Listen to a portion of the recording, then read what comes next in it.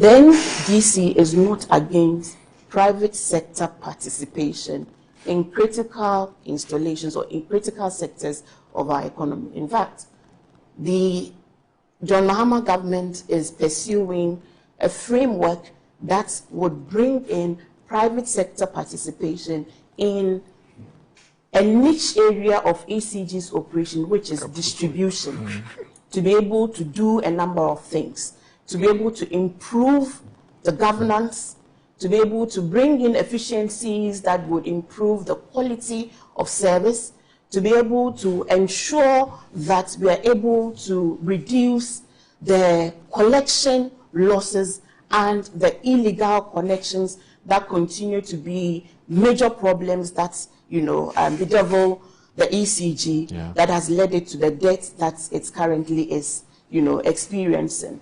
But the differences between a good government and a bad government at the end of the day is their scorecard. Right. And so far, so very good for Ghana.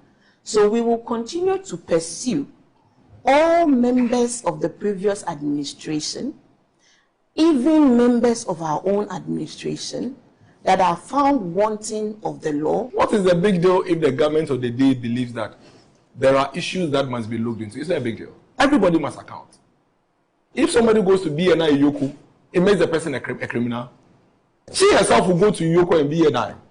It doesn't mean she's a criminal. Oh, thanks for the advance notice. You understand? It doesn't mean that she's a criminal. No, thanks for the advance notice. Yes. But why? If you work with the state, why won't you go and account? But it doesn't mean she's a criminal. Moro, the finance minister, even 2 weeks to elections, was he not in court? Did he? What is he in jail?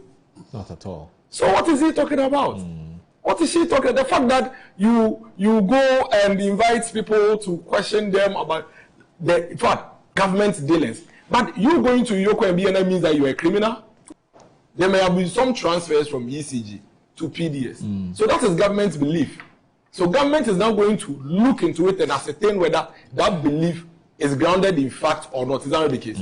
What we are saying is that for the core area, like we met, all of us should come together, then come to the site so that we have an idea of where is the core area. Because now he says they are doing random demolition. So that you choose and pick. And that whatever they think is in the way of is going to affect the Ramsar, they want to break it down. The Greater Accra Regional Coordinating Council, led by the Greater Accra Regional Minister Linda Obinwa Okulu, have commenced a 3-day demolition exercise here at Sakumono around the celebrated golf area. This is to rid the golf course of any illegal structures that are springing up in the past days.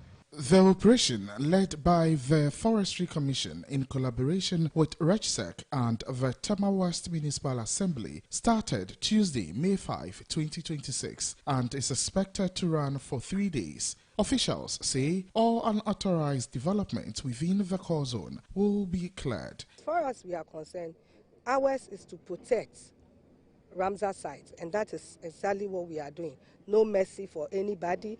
The Sakumo Ramsar site is a protected ecological zone, but persistent encroachment has raised concerns about environmental degradation and increased flooding in surrounding communities. I mean, we keep on preaching this. I mean, don't buy lands at Ramsar. Why would you even invest in an illegal site, knowing very well that at a point in time, I mean, people will come after you.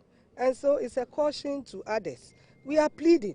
Authorities say some previously demolished structures have been rebuilt, complicating enforcement efforts and prompting a more sustained approach. Even where we've demolished, the previous one we've demolished, some of them we've been told that structures has been raised.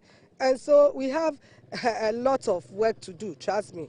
Security personnel were deployed to maintain order, with some individuals escorted to police stations after attempting to obstruct the exercise.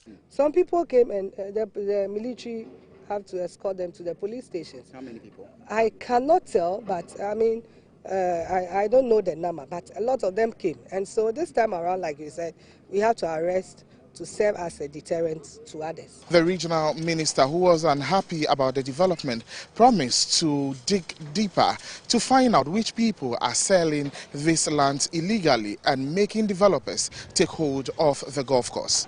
Hopefully, the dream of reading the entire golf course of these illegal structures and making it serve its purpose will see the light of day. My name is Shadrach Odame Ejari from here at Sakumano for Metro News.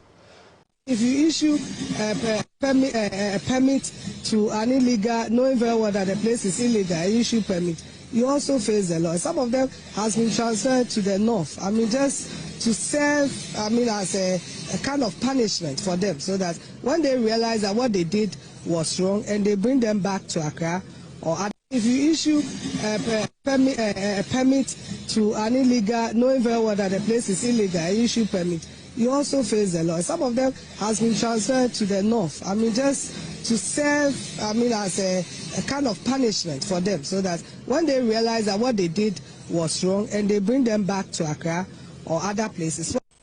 In 2025 financial year, results of the bank must be understood for what they truly represent, but not seen as a failure. But the cost of restoring stability, rebuilding confidence, and securing the future of Ghanaian economy. We therefore commend with the majority side. We therefore commend the Bank of Ghana and the governor for a decisive policy action during the period of extraordinary economic crisis. Global experience shows that major central banks, including European Central Bank, the United States Federal Reserve, and the Reserve Bank of Australia, have recorded losses during period of aggressive policy tightening. Aggressive policy tightening, like what we had in Ghana, whilst achieving their policy objectives. What matters most is the outcome of the policy. What is the outcome of the policy? We all know it. On this front, the evidence is clear in that inflation is down to single digits, exchange rate has stabilized and strengthened, reserves have increased significantly, interest rates are easing, credit conditions are improving, and economic growth is robust. Looking ahead, these costs are expected to moderate as open market operation expenses will decline as liquidity conditions normalize. Exchange rate volatility will reduce, and the effect of the DDEP will gradually unwind. Furthermore, government commitment to recapitalizing the bank under the appropriate legal framework will strengthen its balance sheet over the medium term. In 2025 financial year, results of the bank must be understood for what they truly represent, but not seen as a failure. But the cost of restoring stability, rebuilding confidence, and securing the future of Ghanaian economy. We therefore commend with the majority side.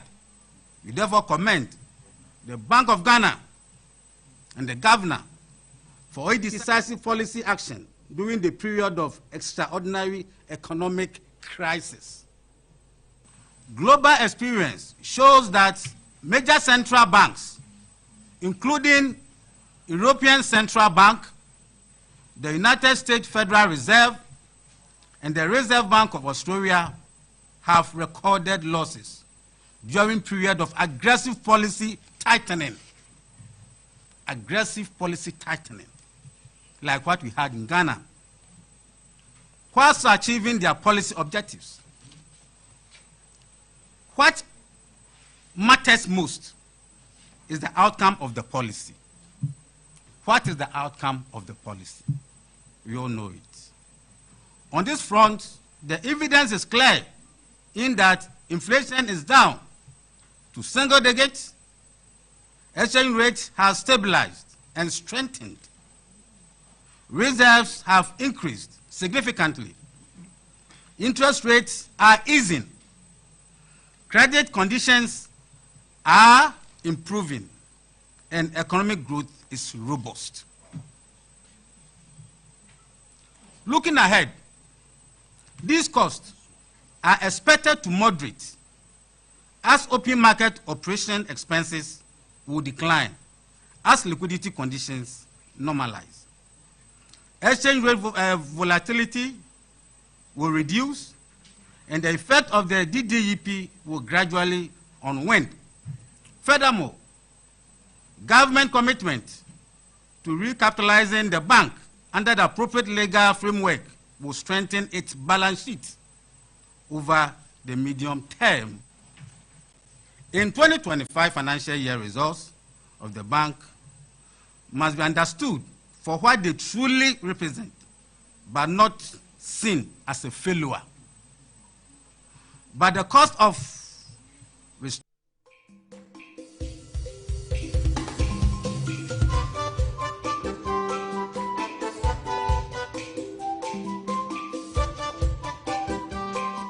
So excited you are living.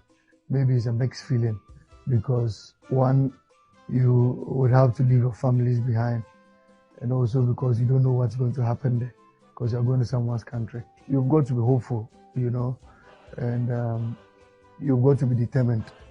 You're going in search of greener pastures. We've just realized that just as people come to take up opportunities or take advantage of opportunities in our country, we should also be able to take up opportunities in their country. I would encourage all of you, don't be downhearted and don't also be demoralized. It's a first step to achieving whatever you want to achieve.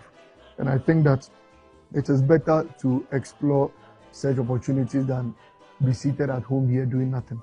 What you should have at the back of your minds that I'll encourage all of you, and if I don't tell you, I'll be lying, is that you cannot have it like you have it at home. And that's because the white man, what will tolerate back here, the white man will not tolerate it. Ghana, you don't come to work, so then you keep missing work. The white man, if you fail to go and do your work once, twice, you are fired. You must also be ready and determined to work and learn their culture. We'll continue to monitor you. We won't leave you just like that. Anytime you're in challenges, I think there's a page. And so you just put the challenge.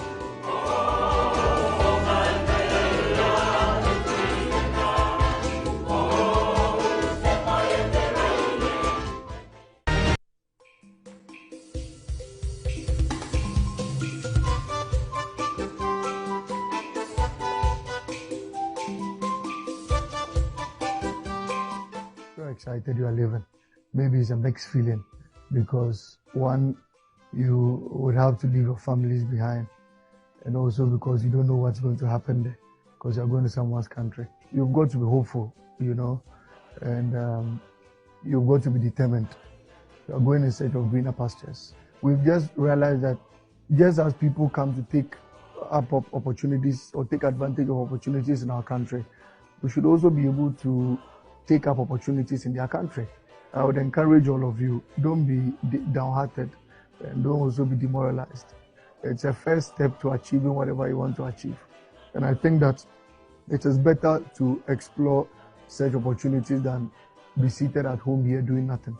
What you should have at the back of your minds that I'll encourage all of you, and if I don't tell you, I'll be lying, is that you cannot have it like you have it at home. And that's because the white man, what will tolerate back here, the white man will not tolerate it.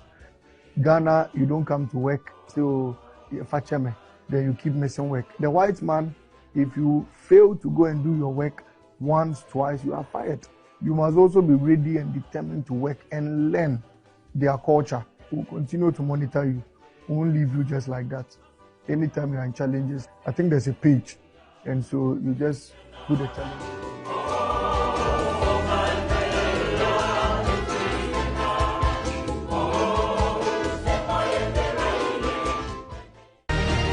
Government is broke, government is broke.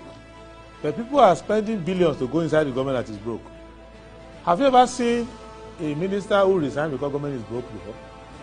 Government has no money. Have you ever seen a governor who said, ladies and gentlemen, when I was elected, I thought the government had money. Now I discover government has no money, I resign. Have you ever seen it? Government has no money, but they are bringing money out at election time. Where is that money coming from? So they are lying. What is happening is that there are two types of wicked people in government. Type 1, they eat current money. Any money they find in government, they will eat it.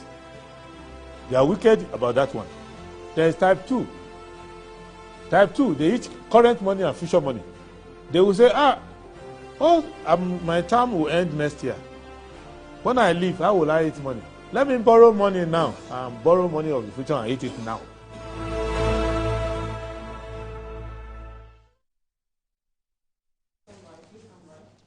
All right. Good morning. Thank you very much for joining the show. This is Good Morning Ghana on Metro Television. My name is Audu Moro. It's always a pleasure to come your way. It's a beautiful Wednesday morning. This is the day the Lord has made. Indeed, we're glad in it. We want to say big thanks to the Almighty God for making it possible for us to return here to join the nation's conversation on the big issues that are making the rounds in our dear country, Ghana. We also want to say big thanks to you, our loyal, cherished, and also a distinguished audience for tuning in every single day from 7 a.m. to 9:55 because you want to listen to good, great, productive conversations on the show. Let me go ahead and look at what the papers are reporting this morning. As you do know, now we do the newspaper and the news portal review, and that's exactly what we intend to do today as well. So Daily Graphic this morning is reporting that Mahama Cares begins next month, focuses on cancer treatment according to administrator. Junior Graphic launches 2026 essay contest. There's an inherited legal system not fit for purpose, according to Ansasari. And there's a such special supplement on Otumfo's 76th birthday. The Ghanaian Times, illegal structures demolished at Sakumono Ramsar site, exercise target encroachment, restores waterways ahead of rainy season. Vice President demands transparency in Mahama Cares rollout. World Bank launches Fit to Prosper Health Initiative in Accra. AG withdraws charges against former NAFCO CEO, wife suspects rearrested. Daily Guide, Mahama petitioned over judge misconduct. Edubohin's lawyers examine documents at AG's office. And there's also buffer stock trial. AG drops charges against Hanan and wife. Man kills pal over 20 cities. Apanyomaking attends ECOWAS Parliament. The New Crusading Guide. Sami Oku introduces entrepreneurship initiative as he opens constituency office. BOG bleeds red in that Amin Adam warned central bank's 2025 audited financial statements could undermine gains under IMF supported program. And as Majority Defense BOG says losses served as insurance for private sector. Cutting fuel floor price not enough. Scrap it, says Paul Chumberima. And there's also AG drops charges against former NAFCO boss, but Yoko rearrest him and wife. But why? After more than a year, you know, you've confiscated their assets, they can have access to their bank accounts, and why would you drop the charges now and rearrest them? What exactly is happening? Anyway, petition to oust Domahine underway over judicial misconduct claims. And then there's also AG drops charges against former NAFCO boss, but Yoko rearrest him and wife. Chairman Ejako rallies MPP for victory 2028. The Insight says contempt for animal life is a threat to human life. Berima Sapon Esquire writes, healthcare investment key to Africa's growth, according to Julius Debra. The CPP warns South Africa over rising xenophobic attacks, demands protection for African nationals. Trump moves to reignite Iran war as polls show intensifying domestic crisis. Vice President commends Ghana Medical Trust Fund, calls for broader public awareness.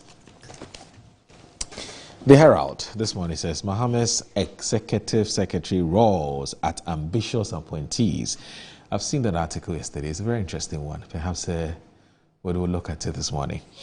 It says ambitious appointees to step aside or stay focused. Fumbling AG resets buffer stock trial.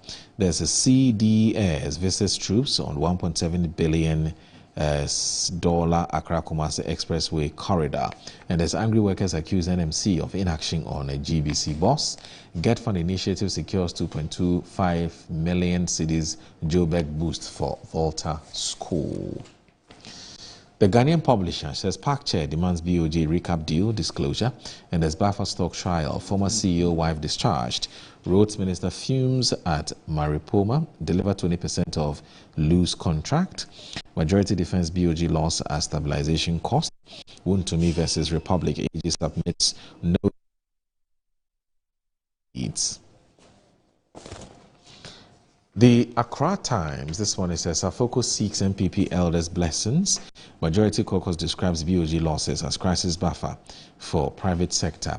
Minority warns BOG against politicization, questions reported loss figures. Satnadugu MP responds to Kujapon Nkrumah on Bank of Ghana's losses. Chief Bagwing celebrates Sankana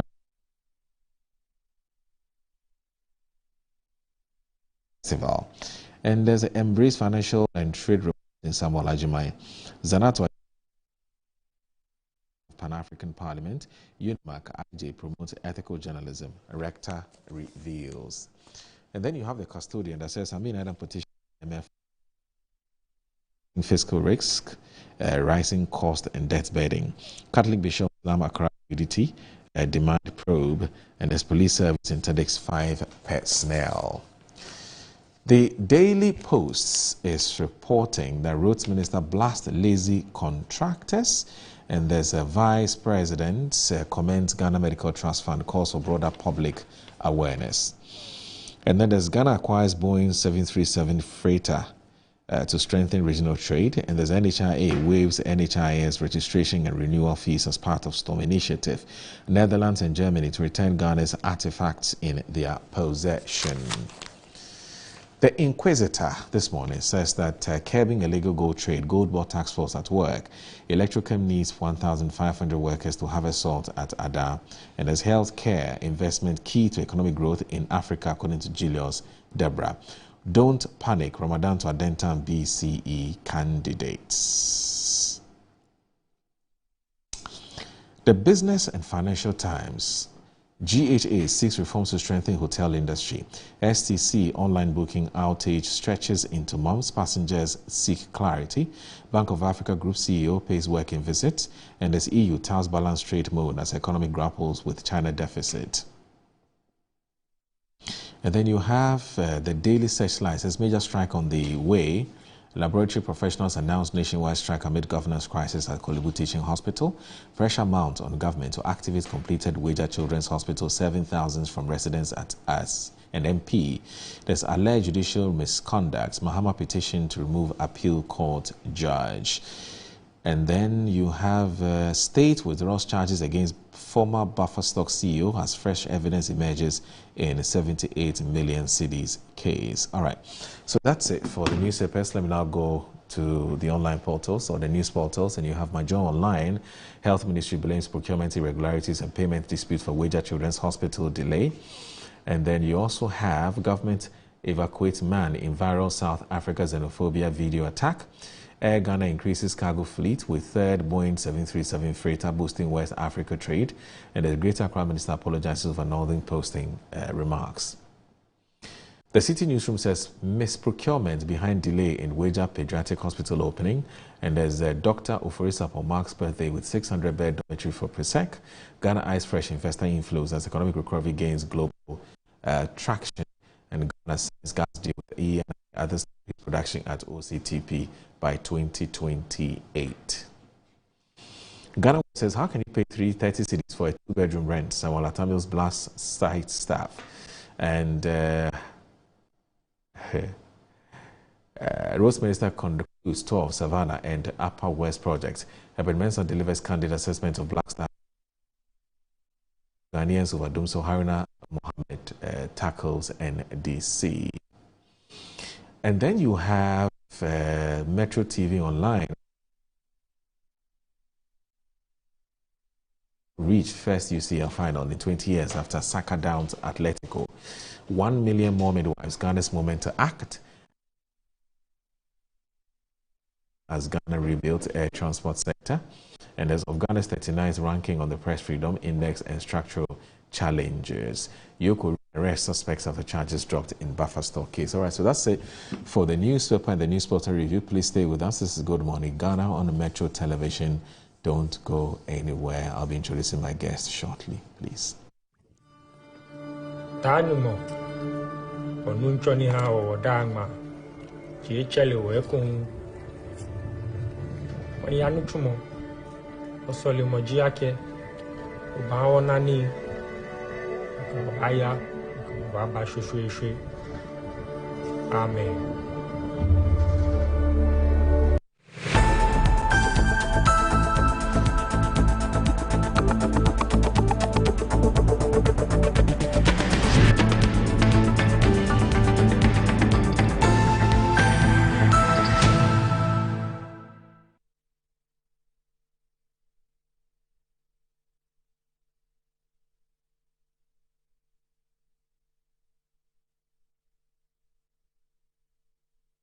Finding the ideal property shouldn't be a daunting task. At MNC Properties, we believe everyone deserves a place to call home. That's why we specialize in providing affordable housing options under our flagship project, Fresh Property Joy.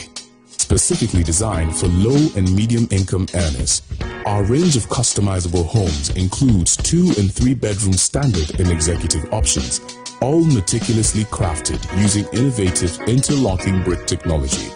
We understand the importance of simplicity and convenience in the acquisition process. That's why we have designed our procedures to be straightforward and hassle-free, offering flexible payment options tailored to your individual needs. In addition to our affordable homes, we proudly offer litigation-free lands for sale in vibrant and upscale communities that present the perfect opportunity to build your dream home. We are committed to making affordable housing a reality, providing you with the joy of owning a home that meets your budgets and aspirations. Whether you're looking to buy, rent, or invest, we've got you covered. Our service team is ready to assist you on 030-255-1917. MNC Properties. Mommy, good morning. Good morning, my son. How are you? I'm fine, thank you, Mom. How about you? I'm fine. Joe, I just saw your mom doing her usual morning routine. Like, it was just 2 weeks she underwent a major colon surgery. Bro, see, my mom is doing perfectly fine, and we're all excited about it. It was minimally invasive surgery, and the recovery has been very fast. Minimally? Hey! No, wait. What do you mean by that? So they offered my mom a laparoscopic colon surgery. Laparoscopic colon surgery, which we accepted. It turned out it was equally safe with a very fast recovery time, and the cost involved too was very, very reasonable. She was discharged 3 days after the surgery, and you can see her, she's on her feet again. 3 days? Just 3 days, bro. Mean Tuber Hospital, first Ghana colorectal center, aimed to serve a peculiar health need.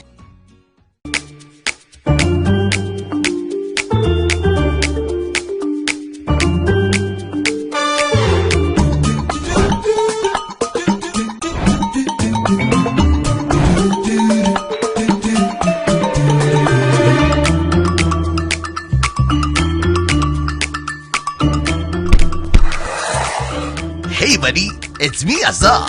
Hey, me now they see. Hey, you don't look fresh. Oh. Hey. With your label today. Wait till you see what's inside me.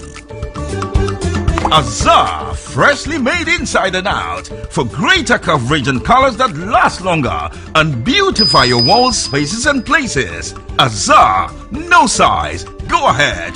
Buy now. Azar, #1 from Azar Group since 1921. Grab your bottle and unleash the taste of Storm Energy Drink.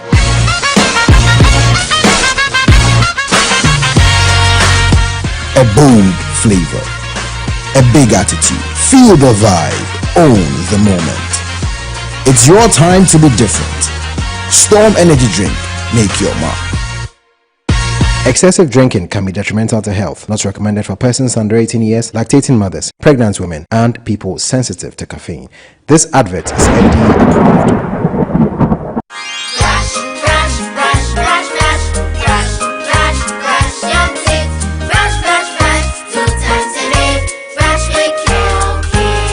Hello, my friends. My name is Kelkit Toothpaste. Wow. I was made to be gentle on your gum but protected. I will protect your teeth from cavity, make your teeth whiter, stronger, keep your mouth fresh all day. And best of all, I'm strawberry flavored. So put on a smile and try me. That's amazing. Just try me. That's my job. If you say so, jump on my brush. Makes your teeth stronger, chicky whiter, chicky stronger. Yay! You did it! I'm glad you like your new toothpaste. Don't forget to brush both day and night. Kelkits, happy smile.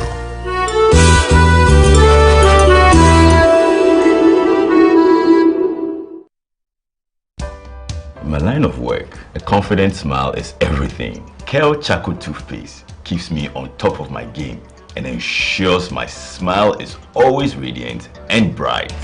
With the tiring nature of my job, we spend several hours under the scorching sun. To keep our teeth white and our breath fresh all the time, we use none other than Kel Charcoal Toothpaste. Kel Charcoal Toothpaste. You're on a Kessie and in a kit one. Samayo Kendini, who be here, Semetra Sapapadia to Amame Manfo, Kel Charcoal's natural ingredients, and a bomb is so buying, a man is swing, Nesansu Mama Hotoso, a will beg you. Kel Charcoal Toothpaste. Choose Kel Charcoal Toothpaste for anti-cavity, whiter teeth, and fresher breath all day. Available in 80 gram and 150 gram. Grab yours today. Kel, happy smile. This advert is FDA approved. Looking for the ultimate oil city getaway? Welcome to the Groove Esipon Beach Resort, where luxury meets adventure. Host your meetings and events in our fully equipped conference facility. Relax our sparkling pool, unwind in cozy rooms, satisfy your cravings at our scenic restaurant, and enjoy fun-packed recreational activities and a walk through our charming menus. Whether it's business, pleasure, or pure escape, the Groove is your perfect destination. Hive Management Systems, in partnership with the Solid Waste Association of Ghana, invites you to the Green Go Hub official launch and fundraising events. Theme: Powering the Circular Economy with Smart Technology, with a focus on incentivizing segregation at source. Join us at the Manfi Hall Gimba Green Hill campus on Thursday, 7th May 2026 at 10 a.m. Our special guest of honor is Niayi Bonte II, Bese Manche Adonte of the Ghana State, Chairperson, Nanama Entry, Executive Secretary of the Environmental Service Providers Association. Keynote addresses will be delivered by Honorable Samuel Nate George, Minister for Communication, Digital Technology and Innovation, and Professor Nanama Brown Kluche, Chief Executive of the Environmental Protection Authority. This event is proudly endorsed and supported by the Ghana National Plastic Action Partnership, the Environmental Protection Authority, the Ministry of Environment, Science and Technology, the Ministry of Communication, Digital Technology and Innovation, the Environmental Service Providers Association, Zoomlion Ghana Limited, and Indigo Foundation, with media support from Media General, UTV, Metro TV, MX24, and 1957 News. To register as a sponsor or donor, visit www.gringo-hub.com or call 054-342-7085. Your fundraising host and MC will be Mr. Alfredo Kanse, with strategic partnership from Globalware, the East Legon Executive Fitness Club, Blue Skies, and Margins Group. This event is powered by MTN as the official title sponsor. Be part of the movement towards a cleaner, smarter, and more sustainable future.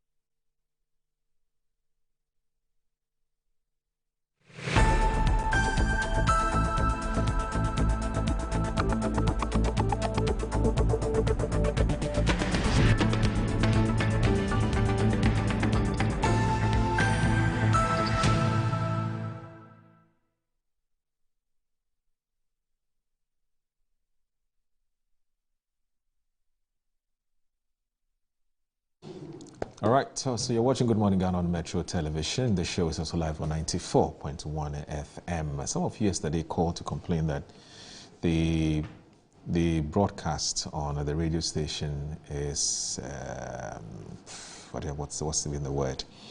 It's not been that smooth, for lack of a better word. And we have actually drawn the attention of the technical team to sort it out, and that there are breaks in between. So with the technical team will sort it out, because some of you only watch, some of you only listen to us and monitor the conversation on radio. And so if the radio is not, or there are some challenges where they do have every right to draw attention to it. So we just hope that today you would have a better feed as you're perhaps driving to work, or you're in the offices and you can only monitor us on radio. So my guests are already here, and yes, one of them is just giving me the papers. Yes, he likes to read the papers a lot. So when he comes in the morning, he looks at all the papers, and then he informs himself on what's happening. Now, my guests are here. As I did indicate, Wednesdays, your guest is as good as mine. There's a regular, as you know, almost every Wednesday, and it's been so in the last 24 years or so. I'm talking about Mr. Kwesi Pratt Jr., who is the former managing editor of the Insight newspaper, and also a seasoned and a veteran journalist. He's with us this morning. Last week, he couldn't join us because he was out of town attending to some other very, very important engagement. And so many of you called us to ask about his whereabouts. Yes, perhaps he'll tell us a bit more since he's here. Mr. Kwesi Pratt Jr. Uncle Kwesi, good morning. It's always good to see you, and I hope you're doing very well. Thank you very much. And also, Richard Ahiagba is the Director of Communications of the New Patriotic Party. He's also with us here. Richard, good morning. Thank you very much for joining us. It's always a pleasure to have you join us on the show. Thank you so very much. We appreciate your time. Obviously, I will have to do the, in a traditional way, we say, Akwaba. You were out of town last week, and many called to ask about your whereabouts. You know, for some reason, people have associated with Wednesdays on Good Morning Ghana, and it's understandable. So anytime you're not on, my phone gets bombarded with all kinds of calls and text messages and WhatsApp. Where is Kwesi? Please, where were you? I do many things now. Right. I mean, in my old age, my responsibilities keep increasing. So I was really out of town attending the Governing Council meeting of the International People's Assembly. So that's also why I was out of town. How did it go? I think it was an excellent meeting. This is a meeting which reviewed the current global situation, everything about the world. And there were some very brilliant people, extremely brilliant people, historians, academics, and so on. And at the end of it, I think that I have a better understanding of the world now and where it's dripped into than before. So it was an excellent meeting. Okay. It's good to have you back. And you're looking, as usual, very hale and hearty and looking young. Except that you always tell me that you say, Master, don't be deceived by what you see. But we like the deception. We like it. All right. So Richard, it's been a while. I picked up some information. I picked up some intel. Must have been a few weeks ago. Must have been a week, last week or 2 weeks ago, that you started some consultations and that you have some political ambitions beyond being the Director of Communications of the NPP. I said, but Richard is almost like a shareholder of this platform. So I was wondering why when he was here, he didn't break the news here. He went to break the news somewhere. So you are breaking the news here. You know, what's happening? Oh, not much. Good morning to Kwesi and your good self and your viewers. Yes, it's true, but I just didn't make official announcement because I was waiting to finish one last consultation, at least the first layer, which was to visit with former President John Ajay Kunkufo, which I did last Tuesday.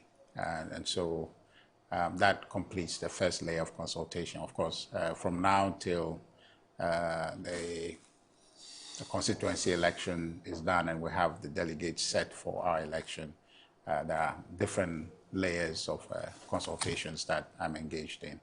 And maybe after that, before I'll make a formal announcement. But yes, when the opportunity becomes available, I intend to contest for the first national vice chair of the New Patriotic Party. So that's what you may have heard. Yeah. That's a big post. Yeah. That's a very, very big post. Yeah.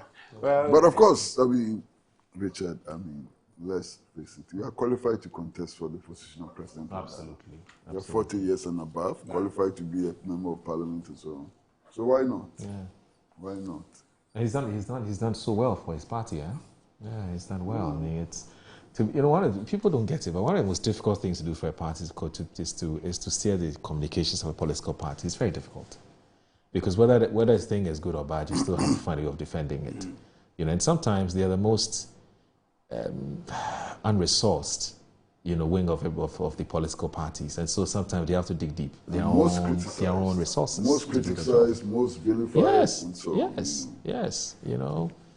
And but I mean, let's be honest. I mean, the good thing about Richard, and I'm sure you know, is his general comportment. Yes, I agree. Even in times of difficulty, in times of extremities and so on, his ability to maintain his calm is extraordinary. So what can we do? Wish you the best. I have no vote in the party. We can give you a vote. You know we are doing registration. You can join. It may even be that my endorsement may have some problem. Carry your battle. Carry on with your battle. We are loved across the aisle. Yes, he's loved across the aisle. Yeah, he's loved across the aisle. But it's good to have people with a certain, gentle composure. People who like to discuss the issues and so on. It's good. People who are level-headed. So, welcome. Thank you, sir. I noticed that you're very particular about this composure, level-headedness, people's demeanor when you're communicating and so on and so forth. I mean, why is that so important to you? Because it's not the first time. In fact, even when it comes to who we invite to pair with Uncle Kwesi Pratt, he's very particular about who you pair him with. So quite clearly, it's something that's so important to you when it comes to how people communicate, what they communicate, body language, choice of words, and so on and so forth. Why is that so important to you? You see, Moro, if you are involved in the kind of things that we are involved in, you have to understand that words are weapons. Words. I mean, words really have brought about wars throughout history. Just words, Words can inflame. Words are so powerful. And people who have an opportunity to use words in the public space have to be very, very careful. You understand? How they use the words. I mean, you look at even Julius Caesar. Mm-hmm. Yeah. Mm-hmm. The great Julius Caesar. The great Julius Caesar and Mark Antony's speech and the effect that it had. Mm-hmm. So if you don't know the power of words, it is reckless to use them in the public domain. Words are so very important. Words communicate everything, you understand? So I think that those who are privileged, and it is only a privilege, I'm not sitting here this morning because I'm the wisest person in Ghana, or one of the wisest people in Ghana. It's just an opportunity that you guys have given me. It's a privilege which should not be abused. And at all times when we are speaking, I think we should have an eye on those who are listening to us and watching us. They deserve respect. I'm sitting here with Richard. If I come here and I put up an insulting behavior and engage in unnecessary, pile unnecessary heat and so on, some of those who are watching us might find it very offensive. We destroyed their morning and so on. So it's important. Look, it was in 1991 or thereabout that it dawned on me that I have to be very careful what I say and how I say it. I've been a prisoner of conscience, Amnesty International prisoner of conscience, on 2 occasions, 1986 and 1987. I was adopted as a prisoner of conscience. And because of that, I had access to all kinds of places. So I was invited by the US chapter of Amnesty International to speak. And Moro, I'm not exaggerating. In the middle of my speech, this was in Dallas, Texas, half the audience started crying. They were shedding tears. You know. So from that day, I told myself that, look, if I can have this effect on people, then I should be careful how I use it. You understand? I mean, half the audience was crying. It was so powerful. I mean, it has such a huge impact on me. And that is why I try. You don't always succeed. I mean, sometimes the provocations are huge as well. But I try as much as I can, you know, to weigh words before I release them. Words can be more powerful than Tomahawk missiles. And we should be careful how we use that, you know. So it's my own life experience which has taught me this. So, you know. Richard, let me ask you this. I mean, you are a thoroughly bred politician. I mean, politics is something that you do as part of your business. Of course, in addition to farming, and I believe other kinds of things, including consultations and so on. Do you peer review yourselves? You know, whether in government or in a position where you meet to say, well, I watched you on this platform, I heard you on this radio, and this is what we think. And is there a deliberate, say, strategy or policy by the political parties in deciding that, look, this is how we want the public to perceive us, whether in government or in opposition, so we must be comporting ourselves, or we must be speaking in a certain way, with a certain tone. Avoid this, avoid that. Is there a platform where that kind of discussion takes place? Because sometimes when you hear some of the, and it's across the aisle, political aisle, I mean NDC, NPP, where some of the communication, you wonder, is anybody listening? You know, isn't anybody calling anybody to order? Isn't anybody drawing somebody's attention and say, look, this doesn't represent our ethos. It doesn't represent our identity. Stop it, you know? But closely related to that is also the issue of constituencies that are consuming this information. So you have a situation where there's a constituency within these political parties that are very happy when insults are being held and so on. India, you know, especially on social, people are happy. And then, of course, there's a constituency with the political parties, and I'm sure that's the constituency Uncle Kwesi Party is talking about, the moderates. You know, the people who just want to hear the issues and not whether who is bad or good or who is whatever it is. But it appears that both of the political parties tend to want to pander more to what they call the hawkish rank and file constituency, you know, who want those kinds of, you know. So, one, do you peer review, you know, and how do you rein people in if you think that, look, you are not representing our interests, you are not portraying our identity, etc. And I mean, what happens when it comes to your communication? Because you are leading a whole political party's communications. How do you do it? Yeah, well, both in government and, you know, outside government. Yeah, it's a tough gig. Again, it's always opportunity to share the same platform of advocacy. There's a lot of learning, grooming that goes on, just observing him, because he's done it all, seen it all, largely. That business is still evolving. You know, our politics is young, some 3 decades old, but it's still evolving. And so all these pieces comes to place as we learn, and this conversation perhaps is one of the things that we are going to learn from to improve. We use training sessions to address some of these, and peer review, not very structured, but, you know, get feedback on a daily basis to communicators, you know, this and that guidance along those lines help. And also sometimes we have guidelines for speaking that actually modulate people's delivery and submissions. And so it's work in progress, I would say, largely. The excesses often, and I think Kwesi alluded to it, something just is contextual most often. the environment, the presence of mind for one to understand that, okay, well, it's a bigger platform that is just not in this room, that everything I'm doing here, there's a bigger audience out there. That presence of mind sometimes can elude you in a moment of heat. And so I think it's work in progress, and training and conversations like this guides all of us. I don't think that anybody would necessarily, except for a few, will set up an enterprise to, abuse in our settings. But ordinarily, people want to represent themselves and represent the party well. So that part of it, I think that we'll continue to work on it. It will improve.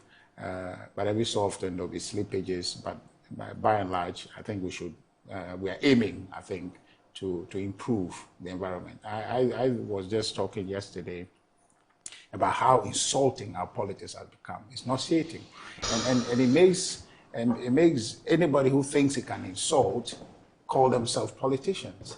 And then they say things when you ask them, it's a politics, and I don't understand what that means when people say that. That it's just like we are doing politics, so you insult somebody.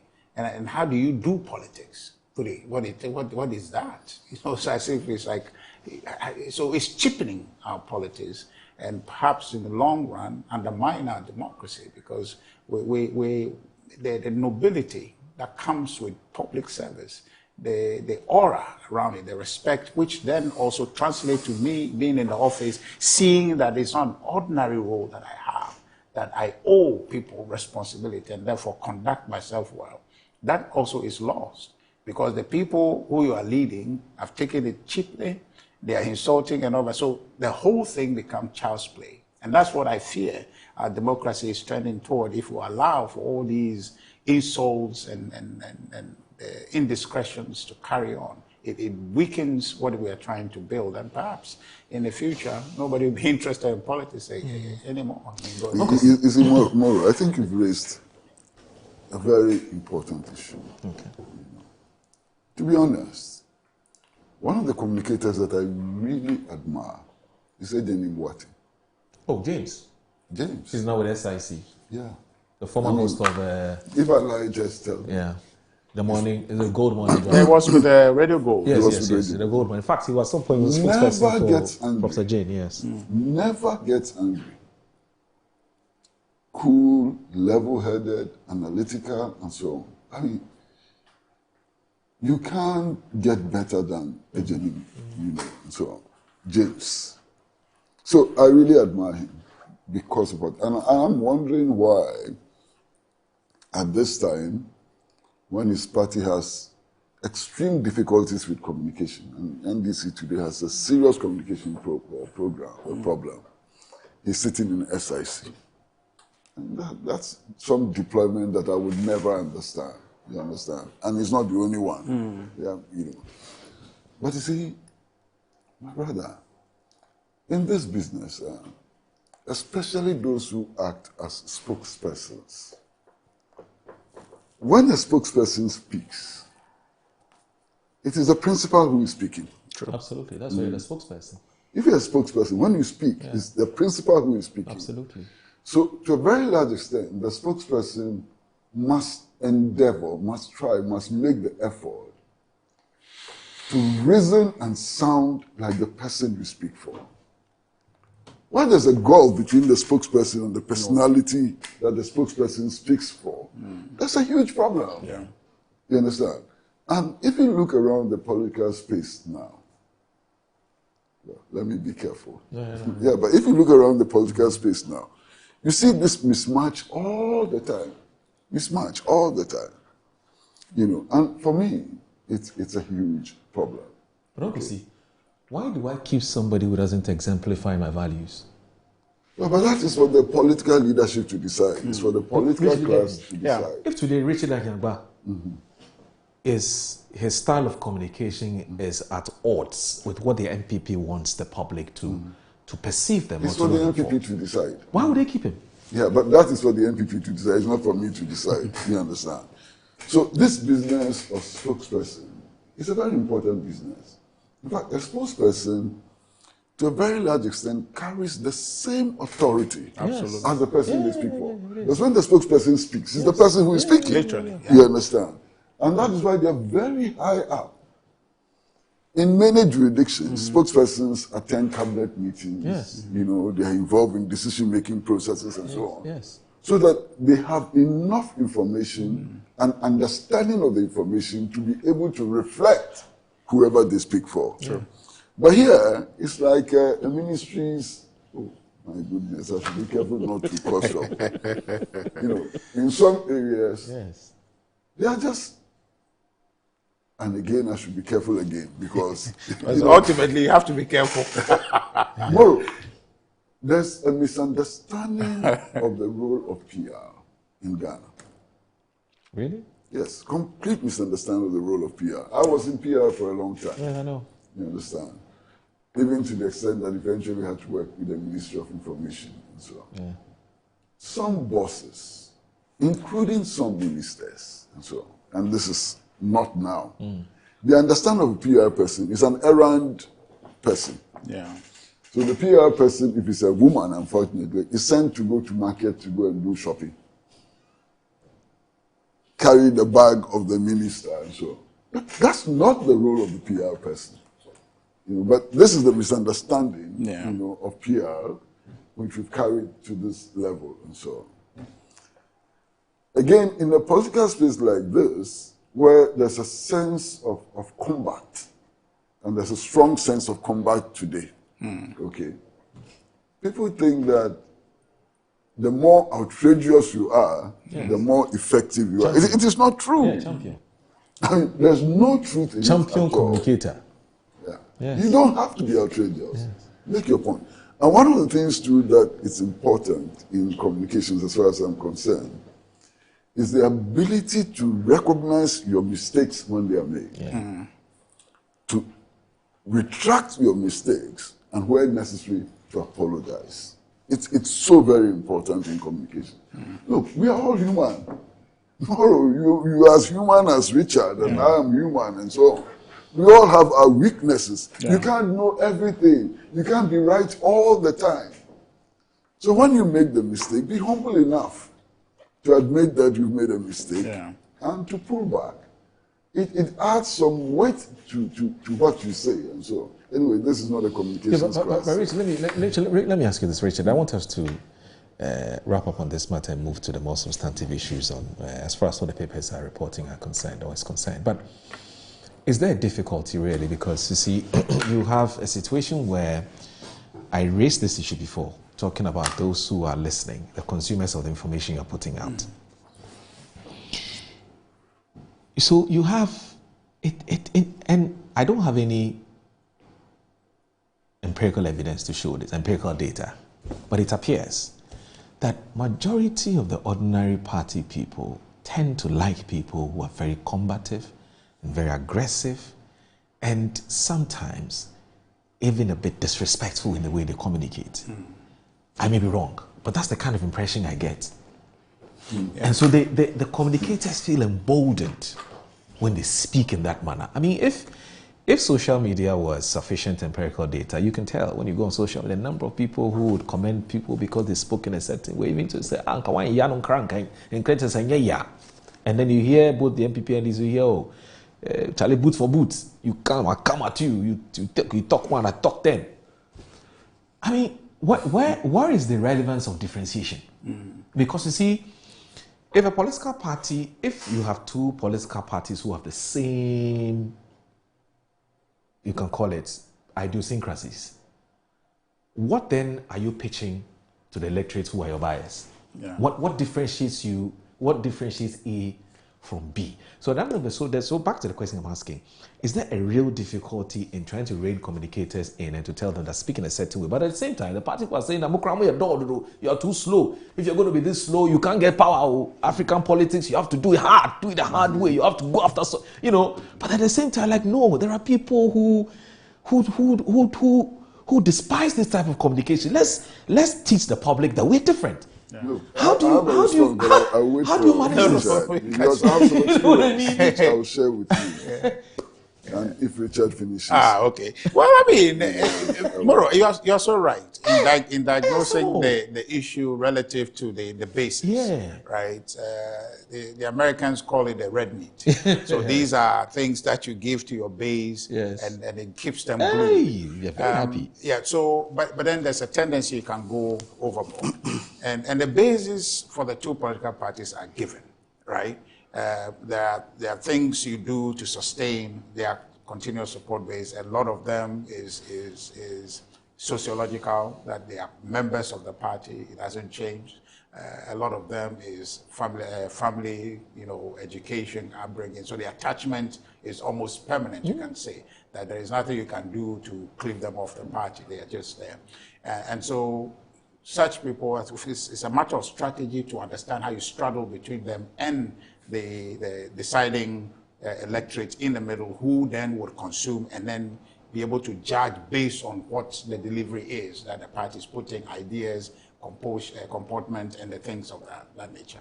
So it's a defined act of straddling between the party base, which is almost permanent. But of course, you have to nurture them in certain different ways. But of course, some of these communications, some of them find it to be evidence of defense. And our Constitution talks about defend and promote. Yeah. So there's strong emphasis on defending the party because there's strong attachment to the party. People have given life services to the party. They have parents before them. And so that attachment to the party is strong, both NDC and NPP, but more so NPP because it's a historical party. So the attachment is there. And so sometimes when they see a communicator or a representative of the party not being forceful in defense. They come after you. Yes, in defense of the party's value. Justifiably, they feel concerned that is this person really thoroughbred? Is it really in defense of the cause?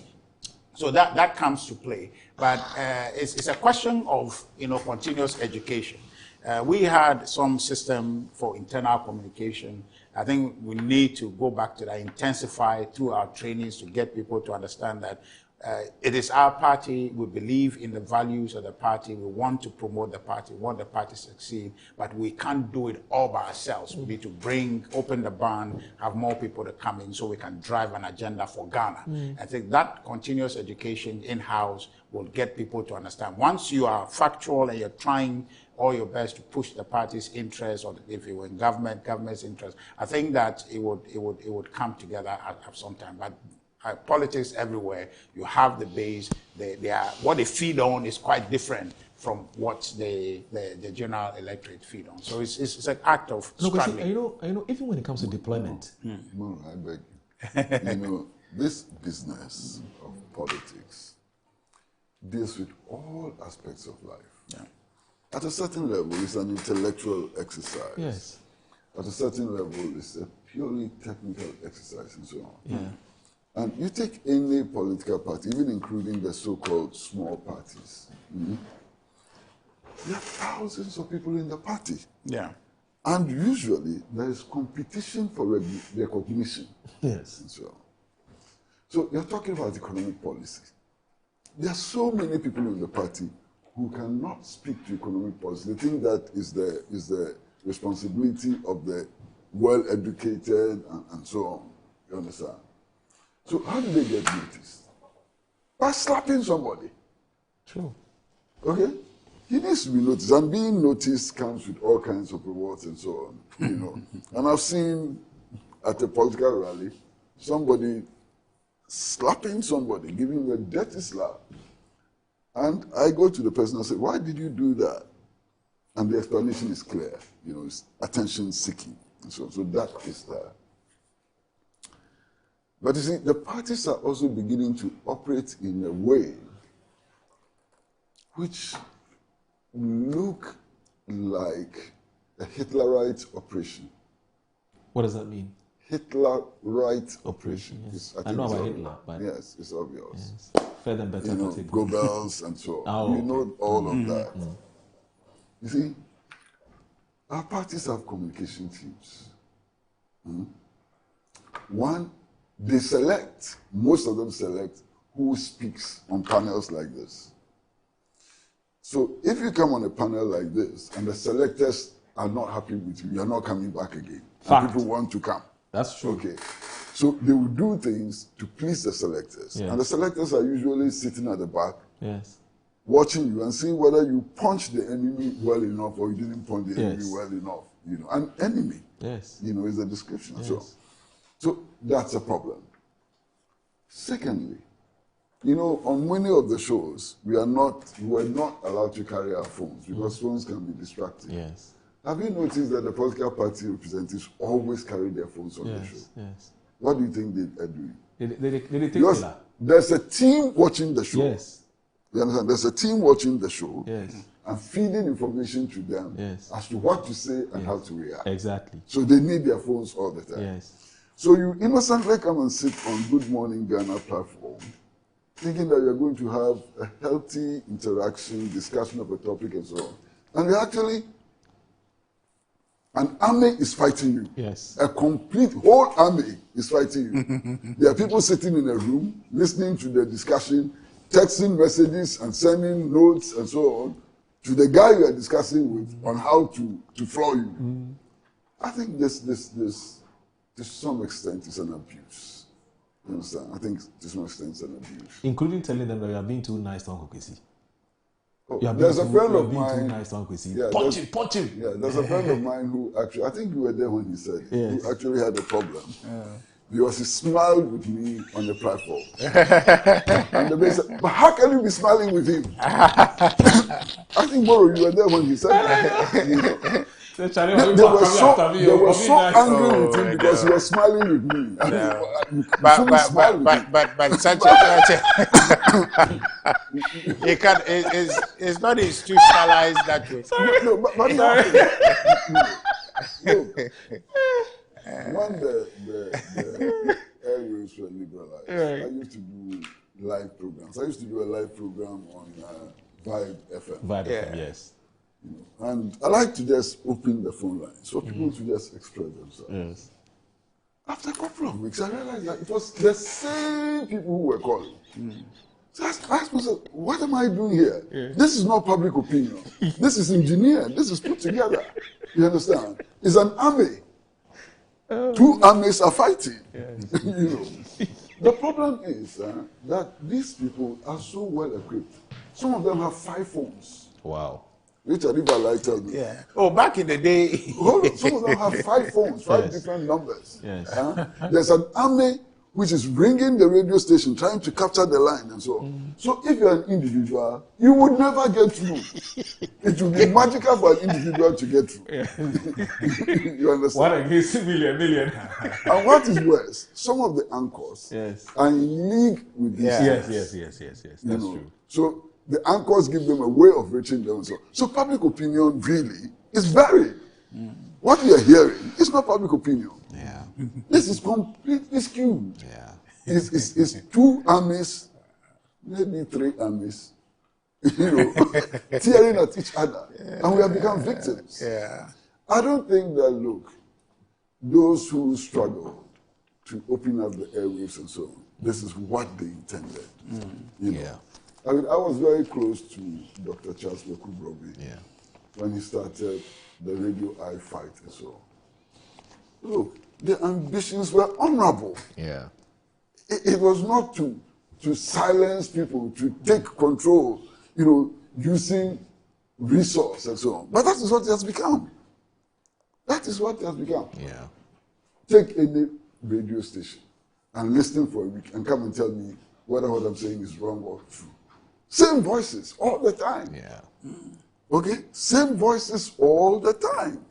Because they have the means, you know, to do it. Ordinary people don't have the means to do it. Yeah. And I think that is becoming problematic. But anyway, that is what our leaders want to do. What can we do about it? What we can do about it is to just soldier on and try as much as we can. And it's not difficult. It's not easy. I mean, being independent in this country comes with so much risk. Yeah. It's not easy to be independent in this country. But Yeah, I think that the media houses also have a responsibility, right, in guiding that enterprise of allowing public opinion to filter through. But I just hope that there was a strong attempt to remove me from this platform. I'm sure you know. I don't know. Oh, really? Oh, yeah. That must be addressed to Moro and his company. They have the power to do that. Before Moro came on the show, normally the producers would call NDC for their rep and call NPP for their rep and so on. And they didn't know quite how to fit me. So this NPP communicators and their machinery insisted that I should be treated as an NDC communicator. Yes. Yes. Of course, NDC knows that I don't communicate for them. They don't tell me what to say. Yes. They don't put me on the platform. So in the end, don't attend communications meetings. I don't attend communications meetings and so on. So in the end, I was left hanging there, and it took Randy Abbott to say that this is a special category, and we'll maintain that category. That's why I'm still on this show. So whatever effort it takes was not powerful enough. The same problem too. At some point, the NDC was wondering who he was representing, because he would also say that he's not speaking for the MPP. It was a challenge. But I think for what it's worth, and even more recently, Kolado Motri, we bring him on Good Morning. Yes, there are some people who do not agree with the decision, but that's fine. But he announces himself as an MPP communicator. He will tell you he'll say host of Good Evening Ghana and also former board chair of Ghana. So then he has changed again, because I've heard him actually insisting that he communicates for him. No, but he has to be sanctioned by Richard for that to happen. There's a structure. But I mean, to me, the only difficulty with Ankwesi's situation and maybe Kokubako situation is only to the extent that you're expecting an NDC person. So the way I will engage an NDC person is not how I'll engage. That is true. So that probably will be the dynamics, but not necessarily to get him off the show because he's disturbing or creating any problem. That's true. But for me, for what it's worth, having him or Uncle Kubako on the show is opportunity to benefit from the balance of experience they have. I don't think that's any constraint. I can engage him and go as hard as I can, and that will only enrich the conversation, right? So I don't think that there's any deficit there. But I only hope that LPC was not giving you any bad ideas by talking about our phone so much that you say, don't bring the phone. Oh, do you need the phone? It's not a phone, but it's what the phone is used for. The army. No, he's exposing too much information. The problem is the army behind the phone. It's not the phone. I mean, your phone is safe because there's no army. Or there's army there. Are you sure? Are you sure? No, what's that? That's not what the army doing there. There's usually an army behind the phone. No, he's the head of the army, so busy. He's the general. The commander in his office here. Anyway, you're watching Good Morning Ghana on Metro Television. We started on a very, very interesting note. I'm sure that we haven't started reviewing the papers yet, but we're in the business of communication, so we have to get it right, and that's why we started this conversation. And it's to everybody or all and sundry who are watching us who is in the business of communicating. I hope that you picked up some lessons from everything you've said. When you're communicating for yourself. I mean, as I sit here as the host, I'm not hosting the platform for myself. I'm hosting for an organization. So my opinions and things doesn't really matter that much to the extent that it does not reflect the views of the company. Same if you are or the position of the company. If you're speaking for somebody, speak for him, or her. Don't speak for yourself. It's extremely important for me. Those are the lessons that I've learned from here. And also remember that, you see, for the two political parties, your support base would largely be there. 70 to 80% to 90% will always be there. But you must always look out for those who are not there, those who are in the middle. They are the ones you must be targeting your communication at. And if you do that, then you can win some people to your side. If you talk anyhow, you throw them off and say, well, we might as well just keep whoever is in power because you're not telling us that you've changed. Anyway, so stay with us. It's Good Morning Ghana on Metro Television. Don't go anywhere.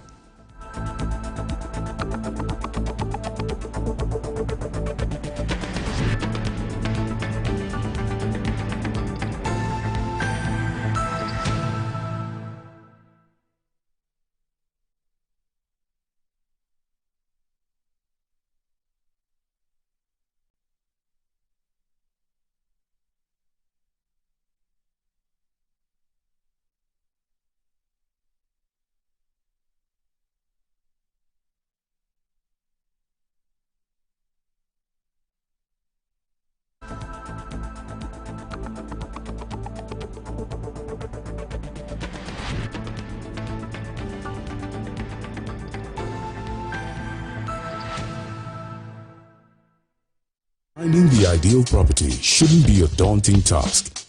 At MNC Properties, we believe everyone deserves a place to call home. That's why we specialize in providing affordable housing options under our flagship project, Fresh Property Joy, specifically designed for low and medium income earners. Our range of customizable homes includes 2 and 3 bedroom standard and executive options, all meticulously crafted using innovative interlocking brick technology. We understand the importance of simplicity and convenience in the acquisition process. That's why we have designed our procedures to be straightforward and hassle-free, offering flexible payment options tailored to your individual needs. In addition to our affordable homes, we proudly offer litigation-free lands for sale in vibrant and upscale communities that present the perfect opportunity to build your dream home.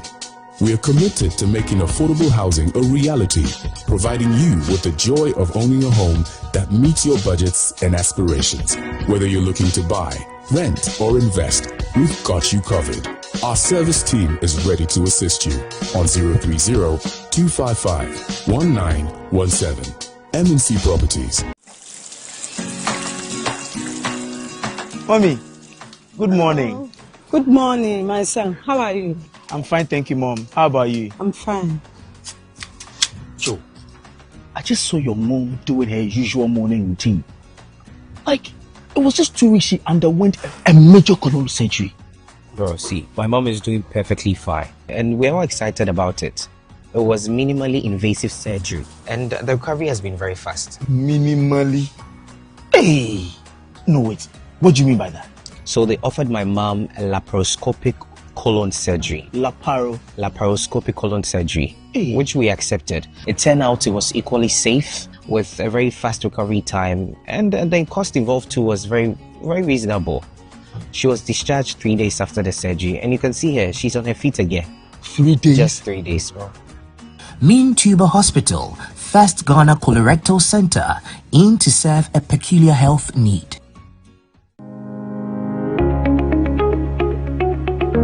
Looking for comfort, convenience, and class all in one place? Welcome to Stay Easy Apartments on Conference Center, where modern living meets exceptional service. Whether you're staying for business or leisure, Stay Easy offers you a home away from home. Spacious and well-furnished apartments, pool, gym, and everything you need to relax and feel at ease. Planning a meeting, workshop, or special event? Our event ground and state-of-the-art conference center is designed to host your events and bring your vision to life. From corporate gatherings to private functions, we provide the perfect space, supported by modern equipment and a professional team ready to assist you. At Stay Easy, your comfort and success are our priority. Book your stay or reserve your space today. Call us at 020-739-1473 or 0244-226367.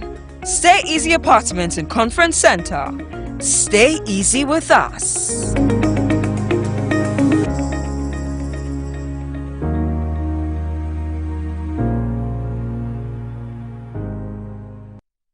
Yes, next.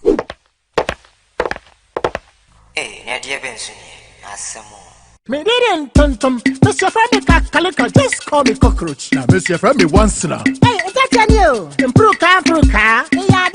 Yeah. Captain was key to double the action.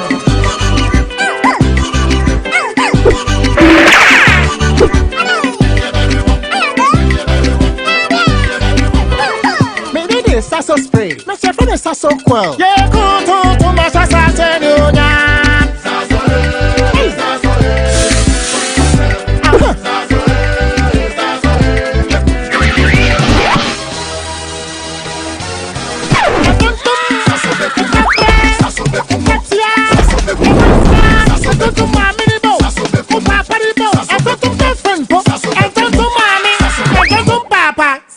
Come tum preko.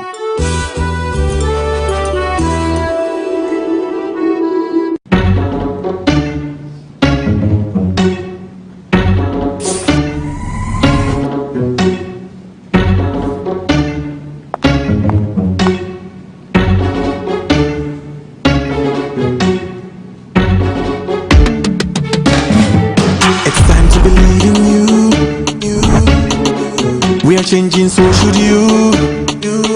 If you're dreaming, don't be afraid. And in the valleys, keep your head up high. Dare to dream with Puma drinks. Yeah, believe it, you can achieve. Oh yeah, clap your hands for the whole new vibe. Make we set the bliss. Oh yeah, come alive. Let me hear you.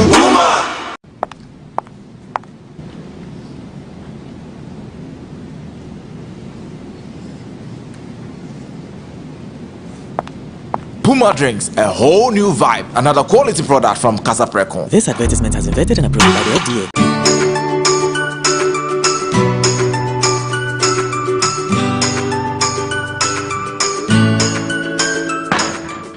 Hey, Bunty, why you there? One lie, tell her today you give me my money. Oh, my guy, what's up? Oba un 17 and baby. Scan on ASA. 500 cities spare. Ah.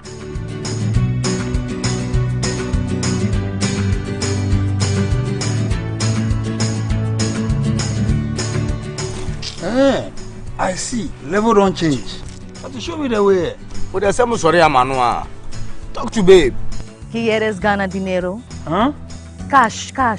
Yes, cash. Hwehwɛ kwan pa edu bɛkɔ nkunimdie mu. Call wada.on.us na me sign up. Ema ore mfi sɛ udi wo telephone number so ebeka ho uwie a. Afei, be games no emu. Hwehwɛ one shot game. Fasika kume bitu ho. Afei, numbers free 0 to 99. Yedi wakuma pe.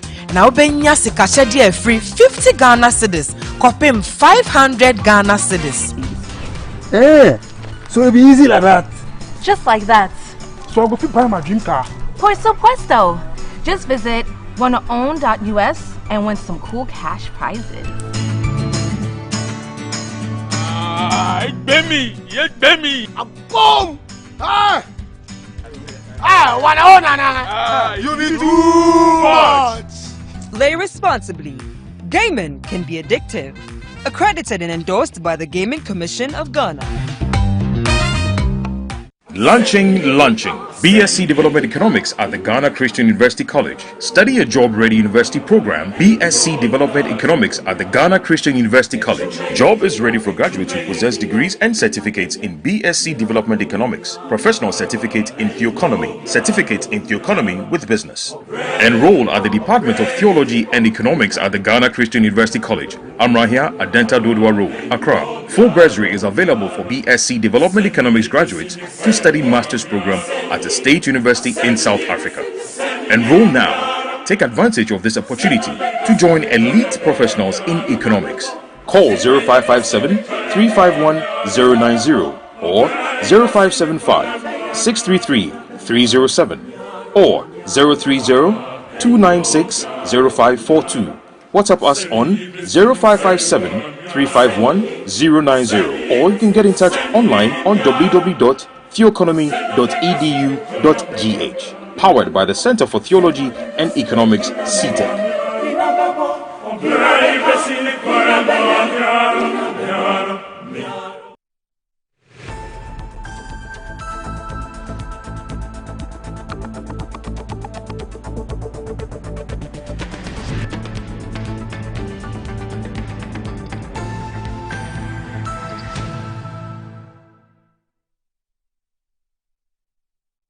All right, you're watching Good Morning Ghana on Metro Television. Thanks for staying with us. My guests are still here. Richard Ahiagba is the Director of Communications for the MPP, and also Mr. Kwesi Pratt Jr.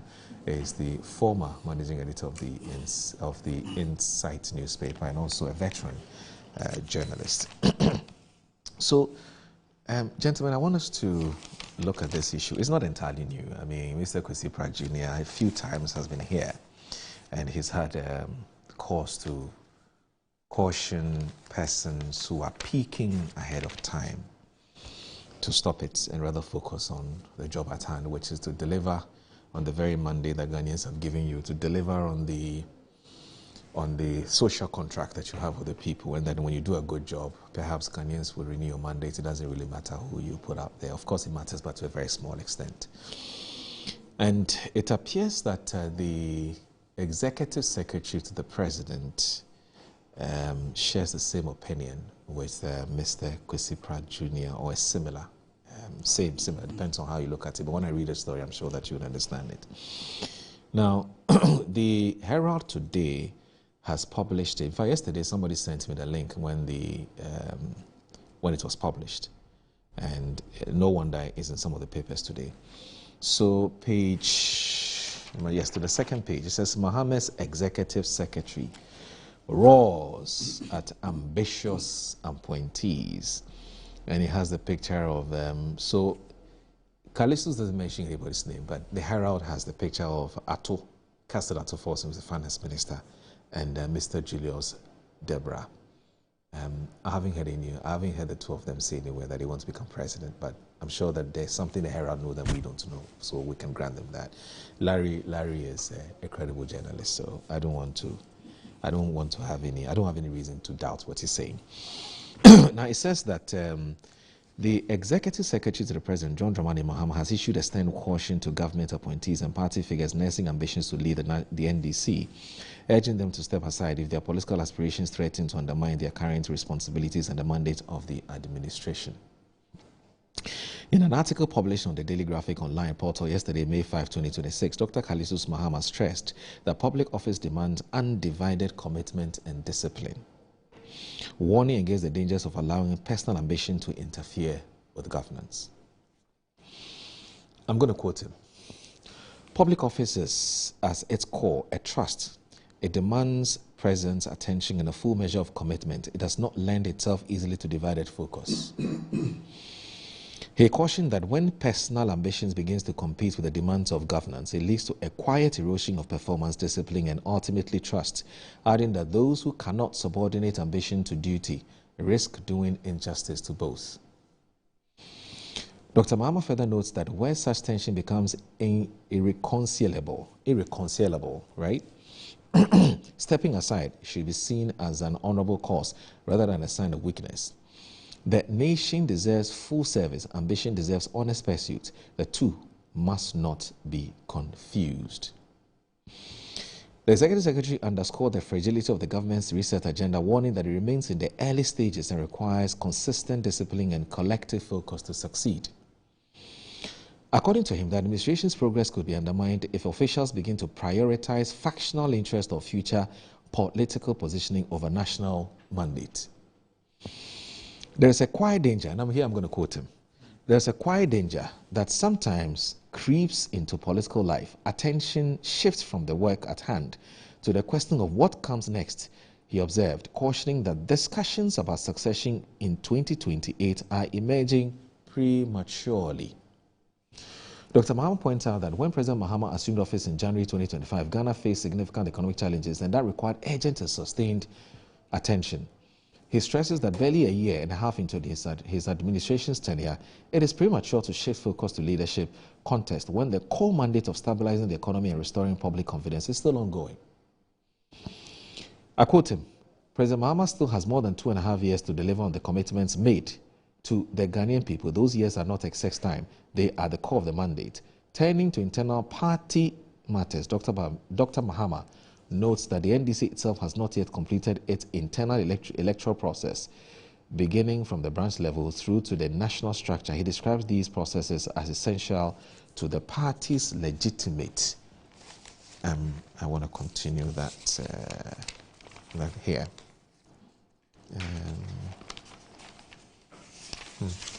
Very interesting article.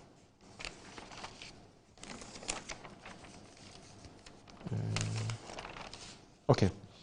Stressing that leadership must emerge through established democratic structures rather than premature maneuvering. Even the foundation has not yet been settled, yet thoughts are already drifting to the summit. Dr. Mahama concluded by urging restraint and focus, noting that there will be an appropriate time for leadership contest and political ambition to be expressed through the party's democratic process. For now, he said the priority must remain on governance and delivery. The question before us is not who leads in 2028. The question is whether by 2028 we would have delivered enough to justify the trust that was placed in this administration in 2025. The clock is not yet ticking towards succession. It is ticking towards delivery, and for now, discipline must prevail over ambition. And then the Herald publishes the the article, the full article, just below the report itself. Uncle Z, you're on record to have made a similar advice in the past. Does this give a shot in your arm? Okay. First of all, let me start with the possible motive for carrying the pictures that the Herald carried with the story. Atu and Julius's picture? Yes. And Mohammed's picture. Yes, and Mohammed's picture, yes. There could be many. Mm-hmm. It doesn't necessarily mean that these are the culprits or these are the people who are campaigning to, assume the mantle. It doesn't necessarily mean that. If you take somebody like Mr. Julius Deborah, he's supposed to be at the center of the disciplinary machine as chief of staff. Yeah. He's supposed to make sure that ministers are kept in line and so on. And therefore, it is good reason for using his photograph. If you take Atu Forson, his role as finance minister necessarily puts him at the center of coordination. You understand? How to make sure that every agency, every ministry, every department is properly resourced, and how to focus attention on the reset agenda. So it may not also be because of his ambition. It could be, but it doesn't necessarily have to be the reason why their pictures are put out there. That's the first point. Now, the second point I want to make is partly speculative. Okay, but before you talk about why, with the fact that what you're about to say is partly speculative. Now, relative to the issue of who is harboring what ambition, you've been seeing the Musa Dangwa polls. And we've all sat here and I've said that Musa has credibility. Now, when you look at the list of persons who he's been polling, the two of them are in there. In fact, that is true. Julius Deborah recently didn't even feature, but recently he's featured in that poll. So I'm just saying, just to add some. No, don't stress yourself. Okay, all right. So there's some truth. I'm saying that it could be. It could be. But it is not necessarily what it is. Okay. That's all I'm saying. Right. Okay. So that's the point that I made. Okay. But I'm saying that the next point I'm going to make is to some extent speculative, but I think it still has to be made. Mm. Can you imagine a situation where, without a nod from the president himself, the executive secretary can issue such a statement or alter such an article? Why not? He can. The executive secretary. It's not the first time Kalisu is writing an article. No. I know it's not the first time. The executive secretary to the president, yes, on his own, can write an article in which he calls on appointees, which include the chief of staff, which include ministers and so on, to quit if they are nurturing such an ambition. Think about it. Because it's possible. No, it's not. That possibility would be a very strange possibility. Why? Because he works under the chief of staff, actually, literally. Listen. So he can't be calling his boss to that kind of and it's only a suspicion, I suspect that when you read this article, you must see President Mahama somewhere lurking in the shadows of the article. You understand? And I believe that fully. So those who read this article and think that it's just Callistus on a bench and so on, they will get many things wrong. They should read this article as concerns being expressed through Dr. Callistus Mahama, and they should take it seriously. Because it seems to me that this is the first shot, and that other shots would follow. That's my understanding of what has happened. In any case, Callistus writes very, very well. He's a very effective writer. I recall when there was the issue about the president's use of his brother's jet came out. Callistus wrote an explainer. I'm sure you read it. Yes. His choice of language was excellent. His reasoning was... So he writes very well. He's a very effective writer.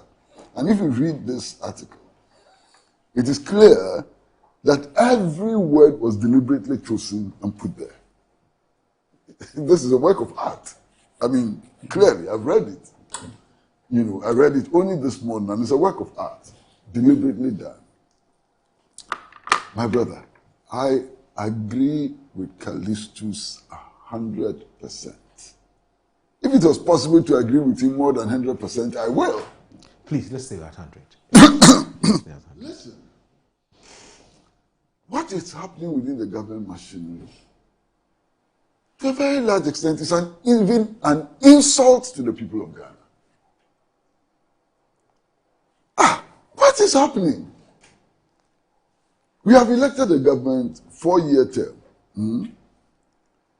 Just as we entered the second, even before we entered the second term, people spring from this government machinery who have no mandate from the electorate and so on, and are focusing attention on their dreams of becoming president and so on.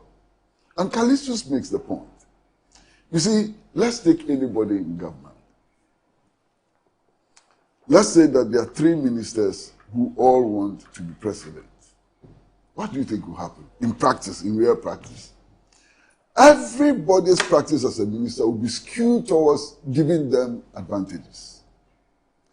And that can very easily lead to the emergence of factions in government. Sure. Today, you talk to people in the NDC and in government, and I'm not lying, you know it.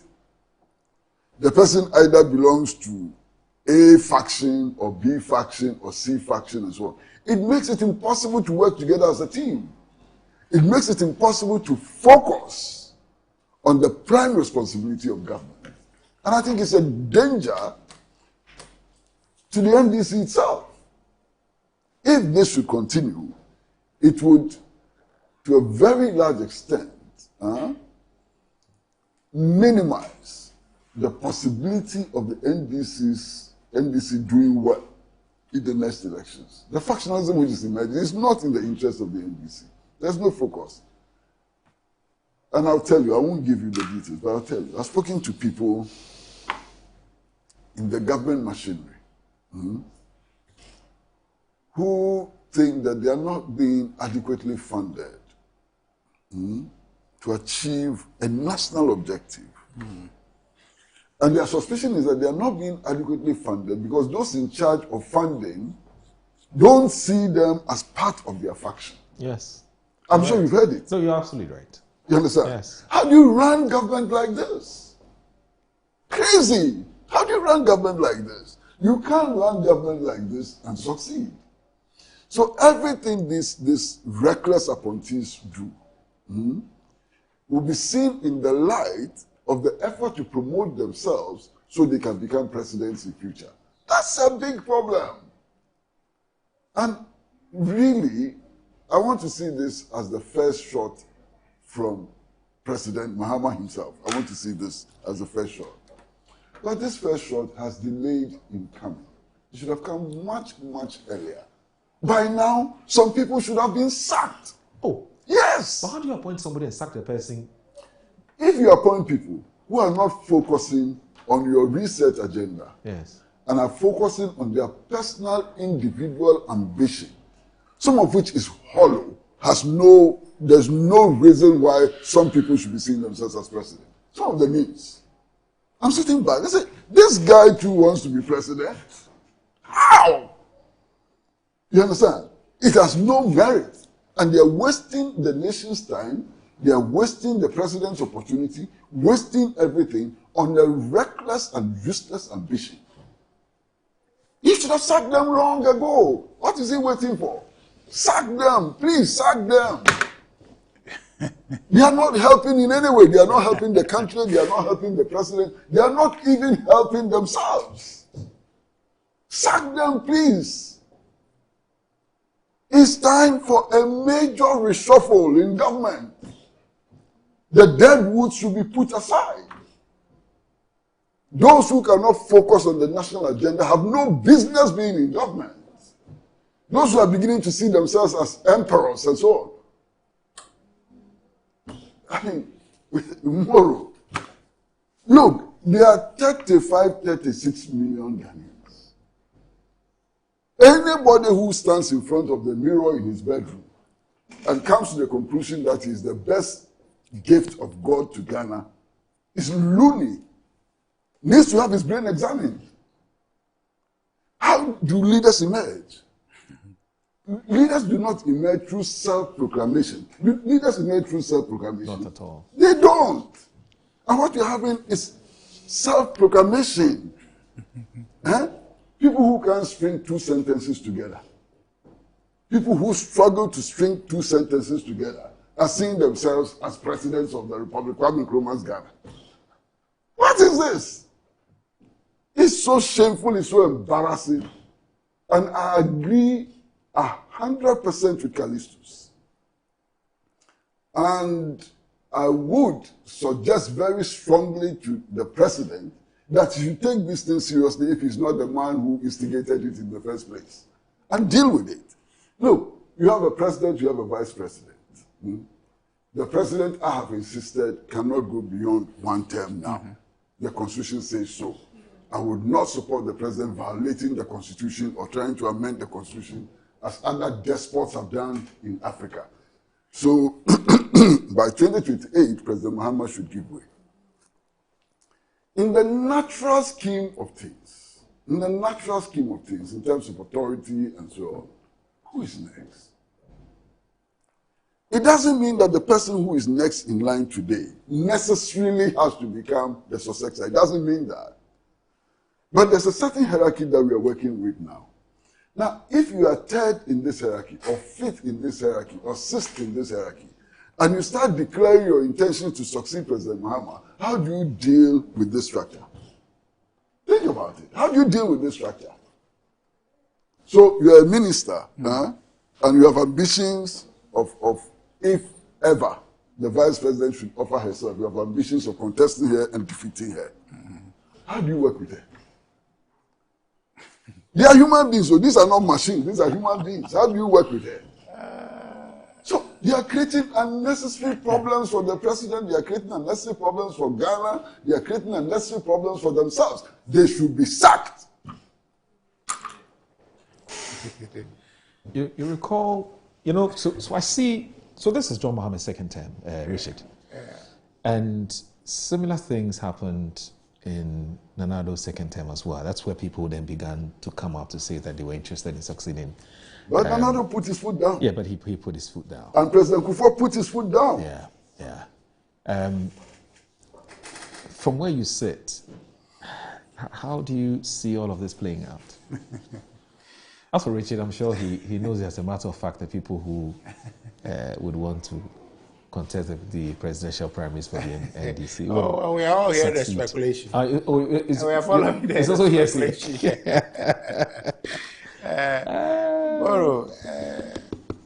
The NDC has a problem. They have a problem, and I pray they don't listen to Uncle Kwesi's Why? Because so that they can aggravate the situation. They should aggravate the situation. They should carry on like this. Aggravate the situation. It's Ghana who suffers. No, forget about Ghana will be fine. Ghana will be fine. It is they who will not be fine. Ghana will be just fine. It is they. Ghana will be so fine. You understand? Because ultimately, in 2028, they are crashing out of this place. You understand? The NDC has to have a candidate come out. That's the struggle. Right. And I could say, by all design, this is inevitable, right? Because they are pushed to a situation where they need a candidate who is marketed. There is no precedent of a one-time candidate winning an election in our democracy, this Fourth Republic. It is an improbable task. They know it, and they want to get themselves, up and running, the people who are likely to succeed. Of course, the NDC party, outside of the individuals trying to pitch themselves around the table to be considered, the party itself has an interest in the 2028 election. And so, quite apart from the individual interest of the people who want to be the leaders of the party in the 2028 election, the party itself needs to figure out how that conversation happens So the government coming in and issuing this directive is only to the extent that it can appoint or disappoint people in the government. But when it comes to the party, that order will not carry weight to the extent that the party structure is concerned. The party must present a candidate, okay? And that the party will have to go through a process. And so those people, they're acting now, though they're in government, they're acting as party people, seeking to be the answer to their party's need to put a candidate forward. And so there's in the two environments, there's confusion. The only thing is that their problem is worsened by their national chairman also speculated to want to become the leader of the ticket. So now, if the Ogboro himself want to lead the thing, and then the other guys... Richard is very happy. I know. Well, we have a difficulty. You can't hide this happiness. You are so happy you can't hide it. Oh, but why? Am I supposed to cry? Because Akwesi, you were here when we were doing our election. You saw the things they were doing. Yes. The kind of thing they were doing. They were wishing us ill. Meanwhile, I am not. I am just enjoying with them how it is that they have to figure this out. And I see the difficulty that they are in. But the only thing is that there's nothing. There's nothing all these issuance will do. Moro. Yes, sir. That's why I said that they shouldn't take Akwesi's guidance, because if they take it, it will help them to some extent. But the only thing is that you can't stop it. The thing is time sensitive. You understand? Yes. It's time sensitive. President Mahama is destined to become a lame duck. He's destined to become a lame duck. All he's doing is trying to delay it a little bit. But he's destined to become, because the party must move on, and he will move on. So he can decide today to disappoint all those people, but those people will have to become, if their interests exist, they will have to nurture it, because the party needs a flag bearer. So you can't hide behind, I want to disappoint you and all of that. That's why you can't come out and say, obviously this letter was at the instance of the president. Okay, it's at the instance of the president. You believe so? Oh yes, of course. It could have been. But I want to stick Most my neck. likely it was. Yes, yes. So to the extent, and of course it's right that the president will do that. It's not out of left field at all, or out of his realm of possibility. He has to do that, because why? If he doesn't, those individuals, like Akwesi rightly said, will not focus on the job. They'll have divided attention, right? Struggling between their ambition and theirs. So they're only using what opportunity he has given them as a stepping stone to theirs. So really, they are not serving the interests of the government, but their interests, looking beyond now. That's a problem. And that's where I see the Ghana factor in there. But as a political operative, the party needs an answer to the question, who will be our candidate for 2028? And that's the conversation that's happening. President Mahama should call them rather. This issuance will probably, now it may work from 2027. You can choose to issue this thing every day and it will not work. Somebody will dare you, if you want, fire me. And if just by disappointing somebody from your government, it comes at a cost to you, even as a president. Okay, and so President Mahama is caught between a rock and a hard place. Yeah, because you don't have any evidence per se that the person is facing an ambition. But it's speculative. So on what basis are you to ask? There's something that I wanted to say, in reaction to what Richard has said.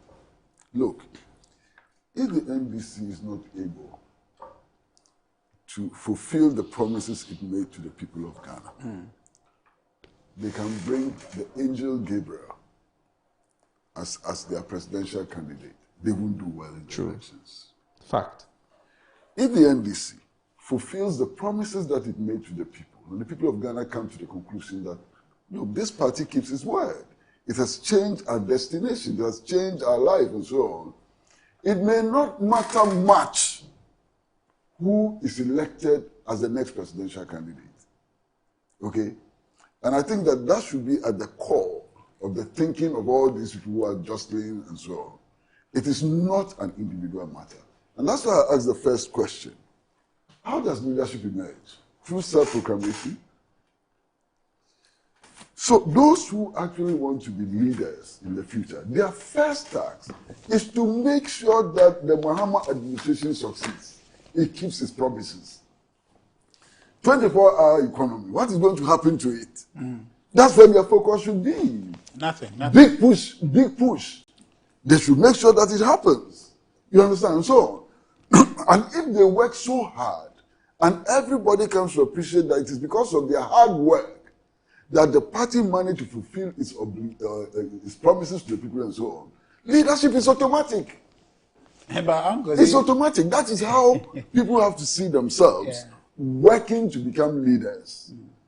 Not paying praise singers to be writing all kinds of things about them and so on. Who is impressed by those kind of writings? Probably that's why you and I are not presidents. But it takes a bit more than just putting in the work. It's a democracy where people have to select. So you have to declare an intention, I want to be, so people can see. But you have to also show that you are capable. Of course, they are doing that. And you have an opportunity now, you are in government. Yes. What better opportunity do you have to show your capability than being in government at this high level? Well, but you see, so when they are given opportunity to try and show work, and they see the work is not going well, then they must use the other avenue. Because our next topic this is a wicked one. This is a very wicked blow. Our next topic will be about the Bank of Ghana. Then we'll bring Dr. Atufosi into the fray and see whether it's going or it's not going. You understand? So the point is that they have a difficulty. And in fact, I sympathize with them. And most likely I sympathize with President John Dramani Mahama because really he has a very unique situation. In 4 years, he wants to stamp, his authority in terms of leadership in Ghana's history. His first term was not so great, and then now he has a good opportunity to then do or redeem himself. And then this is the time where everybody want to start their own history of becoming president. So he's in a difficult situation, but it's only going to get worse. The best approach for me, in addition to what Kwesi has said, is for him to call them around the table and say, look, guys, you are pouring sand in my gari. I want to become a legacy president. I'm trying to do what I can. 24-hour economy, you guys have not helped me implement it. And the young people are there complaining. So if you are now talking about you want to become president tomorrow, on what record are you going to run? People are just going to say we didn't do 24-hour economy. And truly we haven't done it. Now, youth unemployment is almost 40%. How are you going to campaign that you want to be president? So please stop pouring sand in my gari. Let's work. But the question they will ask him is that, so at what point would our decision to run not be sand in your gari? You understand? So they're in a very tough situation. This thing is only going to get worse. Okay, these letters will be coming in quick succession. Now that he has come, give it another 3 months, it will come because people's ambitions are cast in stone now, and the party's clock is on. By 2027, if you bring this letter, even if you tell the secretary in the office, if you tell them to type it, they will type error and say, well, it's advising you to go out there and promote your ambition because you can't stop anybody. And if you try it, you'll be seeing quick resignations in your government. Yeah, let them go. And that will weaken it. But it will weaken it. No. Because right now, this, unless we are saying that the appointments currently in place and the individuals who are in it are not NDC's team A, right? And it's their team C or B. And so if they misbehave, they'll take them and bring team A or team B. You understand? But if this is supposed to be the cream on top of their tea, then if you take this one out willy-nilly, what are you getting from beneath? I mean, and I'm saying that in context to say that President Mahama would have put his best foot forward. And so these appointments are the best foot, the best that the NDC can offer. There may be more, but when you take them, you don't have an infinite supply of people. There's a problem with what you are saying. Yeah, no problem. But I'm saying it to the extent that he decides to just fire people because they have an interest, I think that will not be fair. That will create chaos in the government and not fair, especially because you two had at one point had to nurture your ambition, have to pursue it. And so when other people are doing it, you can't be angry at them. You can talk to them. That's why I prefer the consensus approach and say, guys, this is what we are working toward. Tomorrow, if you will succeed as a candidate for the party, it will be on the back of what we are doing. And if we don't pay attention and we don't perform, as Kwesi said, you can bring Jesus or Muhammad, the prophet. Jesus and Muhammad. I mentioned angels. Oh, I'm just saying, that's my own addition to your list. You understand? You can bring any of those people. Or you can bring Nkrumah, or you can bring J.B. Danko, or anybody. But it won't fly. The point is that you are going to canvass for power on the basis of the record of this government, which is terrible. So if I am trying to get you to work and make it better, and you are not listening, guys, we are all going to die on this sword. So maybe this approach will be a better one than issuing letters. That's why I think, going forward, probably they need to get into closed doors. I understand earlier on these things were done, the consultations and things people were talked to, and then they subsided. But the point is that this thing is a pregnancy, okay? It will come out. And I'm saying that from next year, no amount of letter. But because the Ogboro himself is interested. These aspirants, Uncle, I'll come to you, but these aspirants will also tell you that it is true. When a political party does well, their chances of winning the next elections is very high. But these aspirants will also tell you that don't blame us.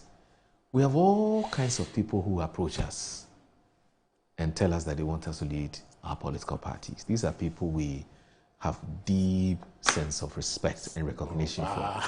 We have to be able to tell them that indeed we're interested. If we don't tell them, they'll move to another camp. Yeah.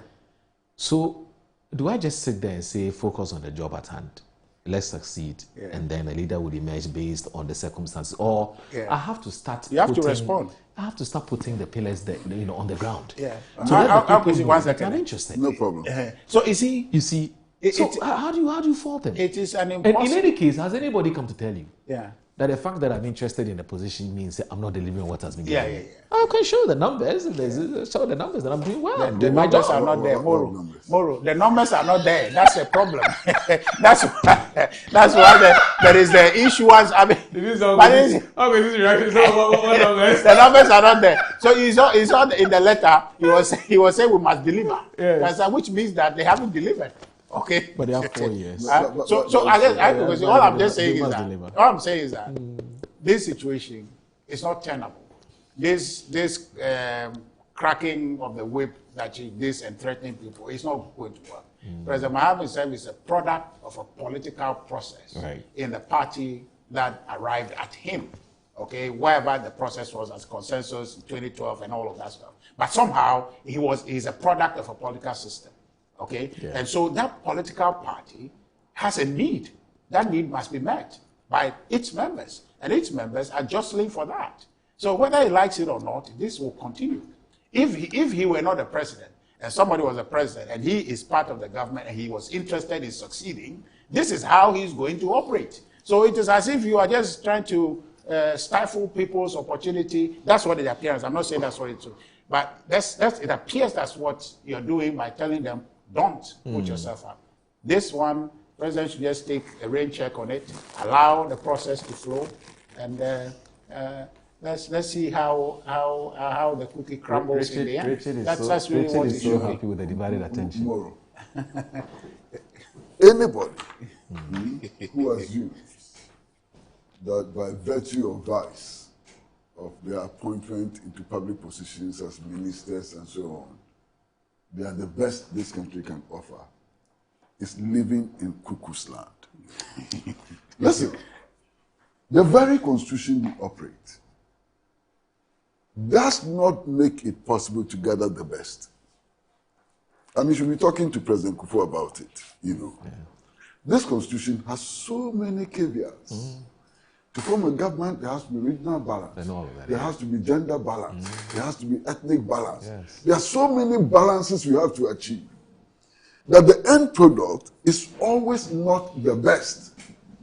We are not looking at people just on the basis of their merit. That's true. You understand? So a lot of chaff seeps in. Yeah. And you should have a conversation with even Nana Addo Dankwa Akufo-Addo or President Mills. You cannot converse with him. You have to join him somewhere. But talk to President Kufuor. It's one of the difficulties. They have people they want to work with, who they think are excellent, who can deliver. But because of all these balances and this notion of government, of friends and family and so on, they are so careful that in the end, what they gather may not necessarily be the best, but it may be the most convenient. So people in government should not start dreaming of themselves as the best. Okay? Now, you come up with this scenario where some people who are still in government say or whisper that, oh, it is not their fault. It is people who are coming to them. Yes, my hometown chief. And suggesting to them that. But if that is how they are thinking, Richard, the word I have to use, I can't use it on a platform like this. If you think like that, there's a problem with you. You need examination by psychiatrists or psychologists. They have the interest. Can I finish? They have the interest. Tomorrow, you are a morning show host. When you drive out of here, what do people tell you? Me, who am I? And nobody. But because I have this media presence and so on, but it happens to you. Yes. Hey, champion Bakupe, the best man in Ghana, and so on. They tell you that. If you're in public office and you believe those things, something must be wrong with your head. But it gets into their head. That's the reality. No. But then that is what is wrong with them. If you allow these things to get into your head, to the extent that you now begin to build a machinery for becoming president because people are praising you, then you are sick. No. Master, it happens to all of you, doesn't it? Yeah, it does. But this is different. And say you are the best that God created for Ghana. Hasn't anybody told you that before? Well, we hear that all the time. They've told me that before. And people call you and say, but you, Pa, you are a disappointment. You are the reason why Ghana is suffering. You should have offered yourself for president. But Uncle, would that be wrong?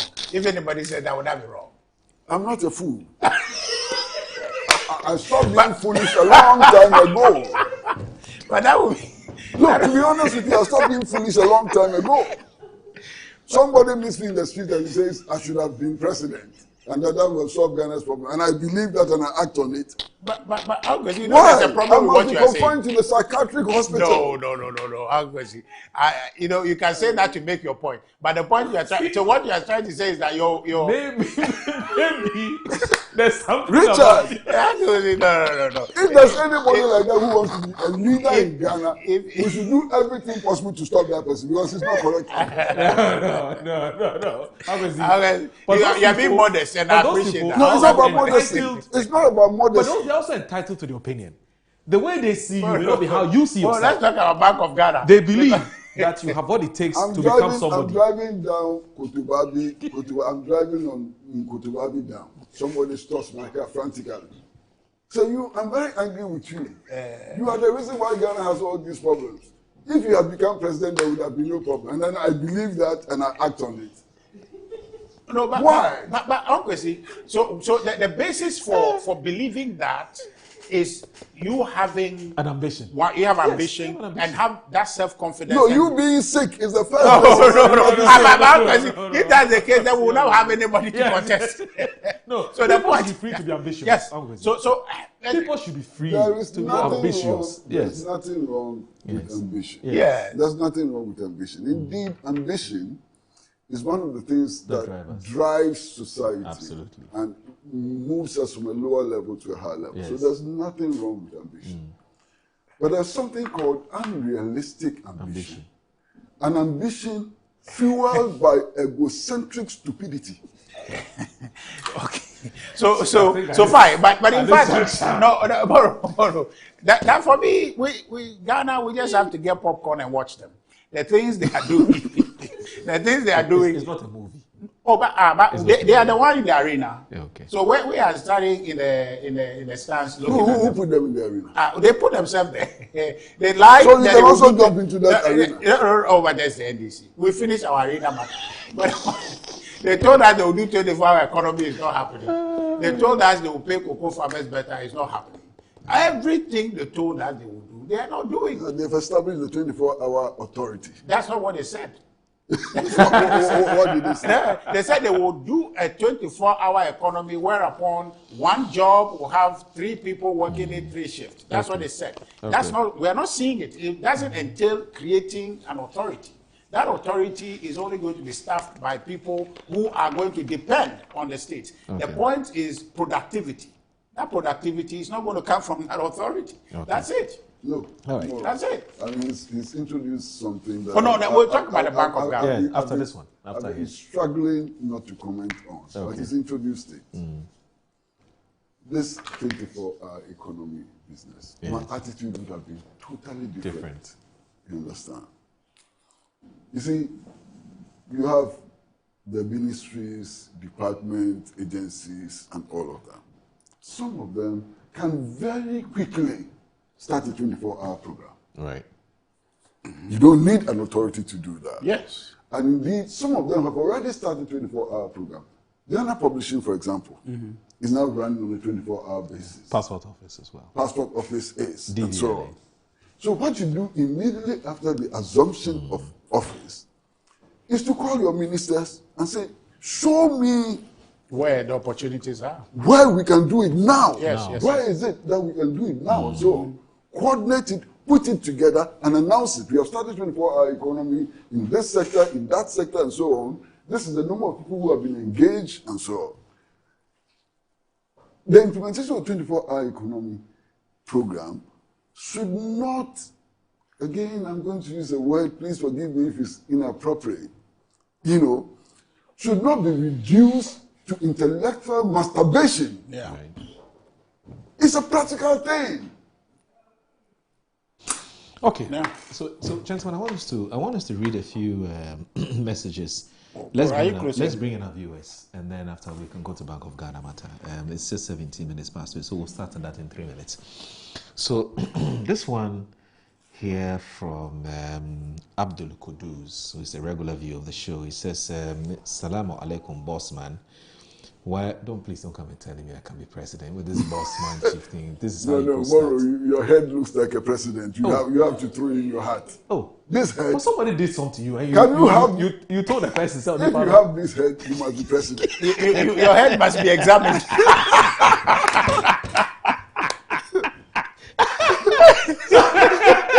Charlie, different interpretations to one sentence. I hear you. So Abdul Kudus says, Assalamu alaikum. Why will Mr. Pratt be surprised if Callistus wrote the article without the blessing or knowledge of the president? When the majority leader and the chief whip sought to collapse the OSP through parliament, were we not told that the president wasn't aware? The AG is in court to undo the OSP, and once again we're told the president is in support of the OSP. The AG told us he discontinued the criminal case in court without the blessing of the president. If we believe these narratives, I beg Uncle Kwesi to save his emotions and not be surprised that Callistus acted on his own.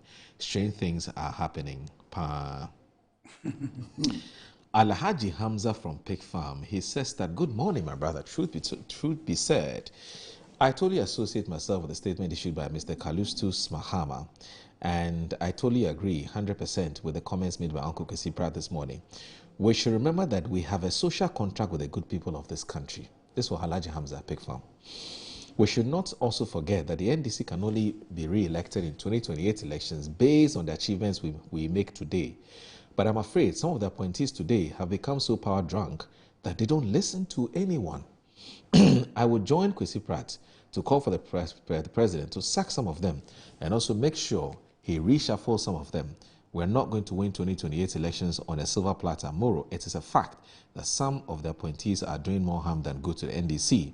And the earlier the president takes action, the better for the chances for the NDC in 2028. Mr. Martin Isi, the former Minerals Commission boss, he's watching the show. He says I need Uncle Kwesi to explain intellectual masturbation. And that he says, I love the term and I want to use it in many ways. So please, he should. Why?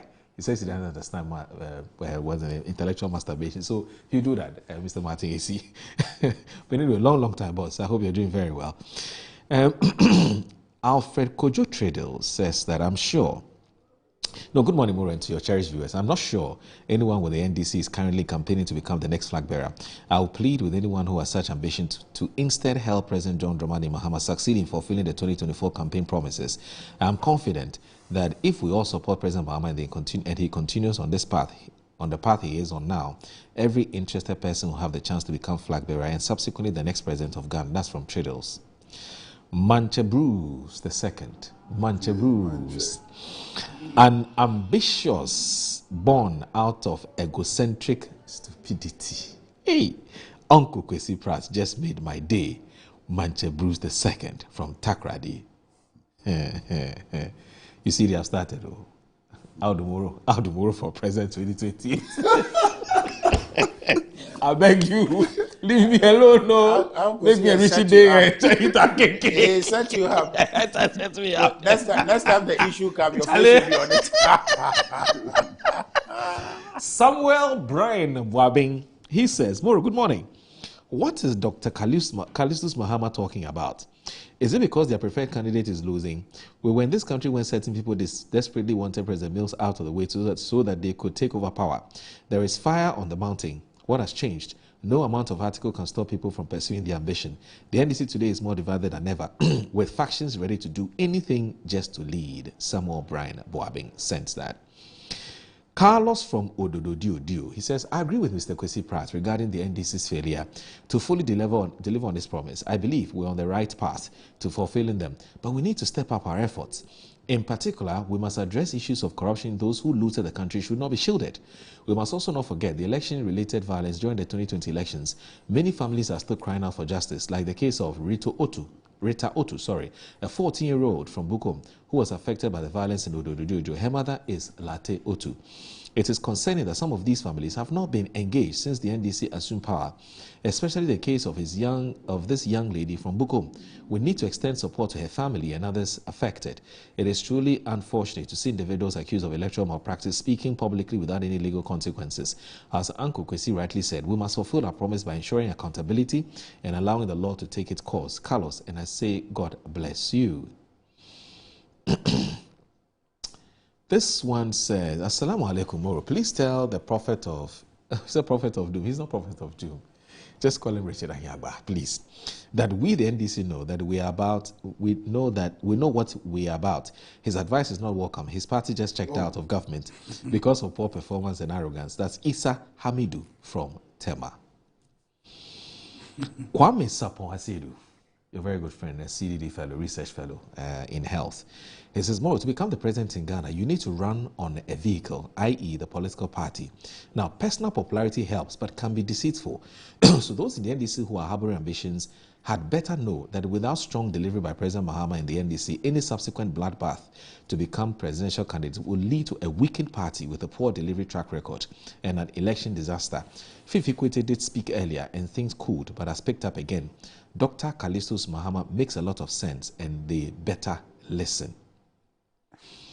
And finally, okay, sure, boss. Oh, okay, let me look at this one. Ali Horeya, who's a Greater Accra coordinator, Zongo Concourse, I think, for NDC. Yes, for NDC. So I totally agree with Uncle Kwesi. I am there for you. That's all. Charlie, the people have started. You put this trap. I don't go fall for inside. Yeah. Musa Abato Sawasi says, I urge Ghanaians to disregard the unnecessary noise from the MPP. The Bank of Ghana deserves commendation. Oh, Musa, when have you started talking about? Oh, this is Charlie. This thing. Anyway, Mansa Musa, a very good friend from. He said the other day he interviewed you. Must have been a few weeks back. Yeah. Okay. He says, Mo, tell Rich Anyagba, I've told him several times that he is in the wrong party with the wrong crowd. He will be welcomed into the New Nation Anti-Corruption Party. Morning to all of you. Anyway, so, gentlemen, let's look at this. So, Bank of Ghana, he posted his financial statement, and it's been subjected to all kinds of interpretations. The NDC has a different opinion, the MPP have a different opinion in terms of how they're interpreting the data. For them, it's a gargantuan loss, it's untenable, it's unacceptable. Bank of Ghana shouldn't be making such a loss. Even in terms of the figure, the NDC says they agree with what the KPMG has said, which is 15 billion cedis.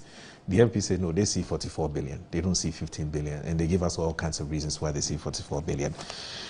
But I see two schools of thought. Those who are saying that it doesn't matter how much we have incurred to be able to stabilize the economy. Essentially what the Bank of Ghana does is supposed to be stabilizing the price of goods and services and stabilizing the economy essentially. And so once that is happening, and you look at the macro indicators today, the macro indicators are looking good. So really, it ain't no big deal, as the Americans would say. But some say there's a big deal, and that's where the minority comes. They say you don't have to incur such a gargantuan loss to be able to stabilize the macro economy. Now the matter has now moved beyond the shores of Ghana. And now you have the former finance minister, that's Dr. Amin Anta, who is a former MC for Tamale, and now also the MP for the Karaga constituency. Now he has written an article to the IMF and is demanding all kinds of things from the IMF. Now you look at today's custodian, it's been captured right there. It's on the front page. It says Amin Adam petitions IMF on BOG, flags heading fiscal risk, rising cost, debt burden. And the story is written by Paul Awuni, who says that mounting losses, deepening negative equity, rising monetary policy costs, and growing reliance on volatile income sources are emerging as major threats to Ghana's economic stability, with fresh warnings that the financial position of the Bank of Ghana could endanger the entire economy if felt unaddressed. Now, these concerns have been amplified at the international level following a formal petition by former Minister for Finance and Karaga MP, Dr. Mohamed Amin Adam, to the International Monetary Fund, in which he cautioned that the central bank's 2025 financial results signal deeper structural weaknesses with far-reaching implications for fiscal sustainability, debt dynamics, and investor confidence. In a detailed 7-page letter to the IMF mission chief overseeing Ghana's extended credit facility program, Dr. Amin Adam argued that the debate over the Bank of Ghana's losses must go beyond headline figures and focus on underlying risk embedded in its balance sheet. Risk, he believes, could reverberate across the entire economy, particularly after the IMF program ends. Now, while acknowledging the IMF's critical role in helping Ghana navigate the 2022-2023 economic crisis, he stresses that the central bank's latest financial statement should be viewed as a warning signal for the post-program programming period. According to him, the figures expose vulnerabilities that extend beyond the bank itself in the broader public sector balance sheet, effectively transferring risks to government finances. Now, at the core of this argument is the rapid deterioration in the bank's equity position, which has slipped deeper into negative territory. He describes this development not as a technical accounting issue, but as a looming fiscal liability that would ultimately require government intervention. Now, the Bank of Ghana's negative equity is effectively a deferred fiscal cost, warning that recapitalization, whether through bond issuance or direct fiscal support, could significantly increase public debt and place additional strain on already tight government budgets. Such an outcome, he cautioned, risk undermining fiscal consolidation efforts and could reverse recent gains made under the IMF-supported program. Now, Dr. Amin Adam further challenged assertions that the central bank's losses are manageable. Although the bank reported an operating loss of 15.63 billion cedis, he argues that the true financial impact is far greater when other comprehensive losses are factored in. So Amin agrees with the 15 billion, even though most of the minority members are saying it's 44. Now, this broader measure, he said, points to a more severe deterioration in the bank's financial health than is publicly acknowledged. He is also raising concerns about the sustainability of the bank's income structure, noting that a significant portion of its earnings is derived from non-recurring resources, particularly gold-related transactions. While such activities can provide short-term liquidity and support reserves, he warned that they are inherently volatile and cannot be relied upon as a stable source of income. Gold sales can support liquidity and reserves management, but gains are sensitive to prices, exchanging rate, timing of disposal, and accounting treatment. He knows, adding that over-reliance on such measures risk masking underlying weakness and creating a false sense of policy stability. Now, beyond revenue concerns, the former finance minister highlighted the escalating cost of monetary policy implementation as a major risk factor. He points to the sharp increase in open market operations and operations expenses, which have nearly doubled within a year as evidence of structural inefficiencies in liquidity management. If these costs persist, he warned, they could lead to recurring quasi-fiscal losses where central bank operations generate deficits that must ultimately be absorbed by the government. This dynamic, he argued, could blur the line between monetary and fiscal policy, weaken central bank independence, and increase pressure on public finances. Now, he's calling for, so he's urging the IMF to incorporate the cost of central bank recapitalization into Ghana's fiscal framework, cautioning that failure to do so could distort debt sustainability assessment and weaken investor confidence in the economy. He is also saying that he's proposing to address the risk at the development of a clear and transparent recapitalization strategy, enhanced disclosure of quasi-fiscal operations, and the introduction of a policy solvency framework that excludes one-off gains such as gold sales. He's also calling for an independent review of accounting practice and stronger safeguards against monetary financing of government deficits, warning that such practices could further weaken fiscal discipline.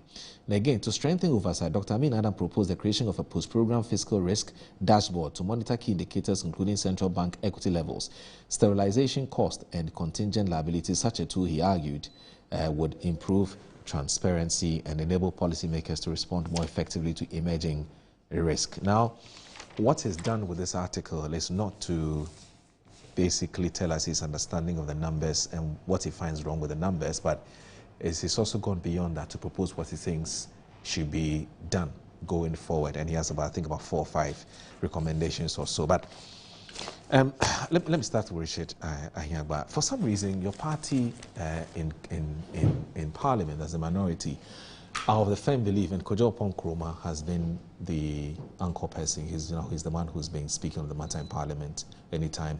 He's been organizing press conference. For some reason, he does 2 things.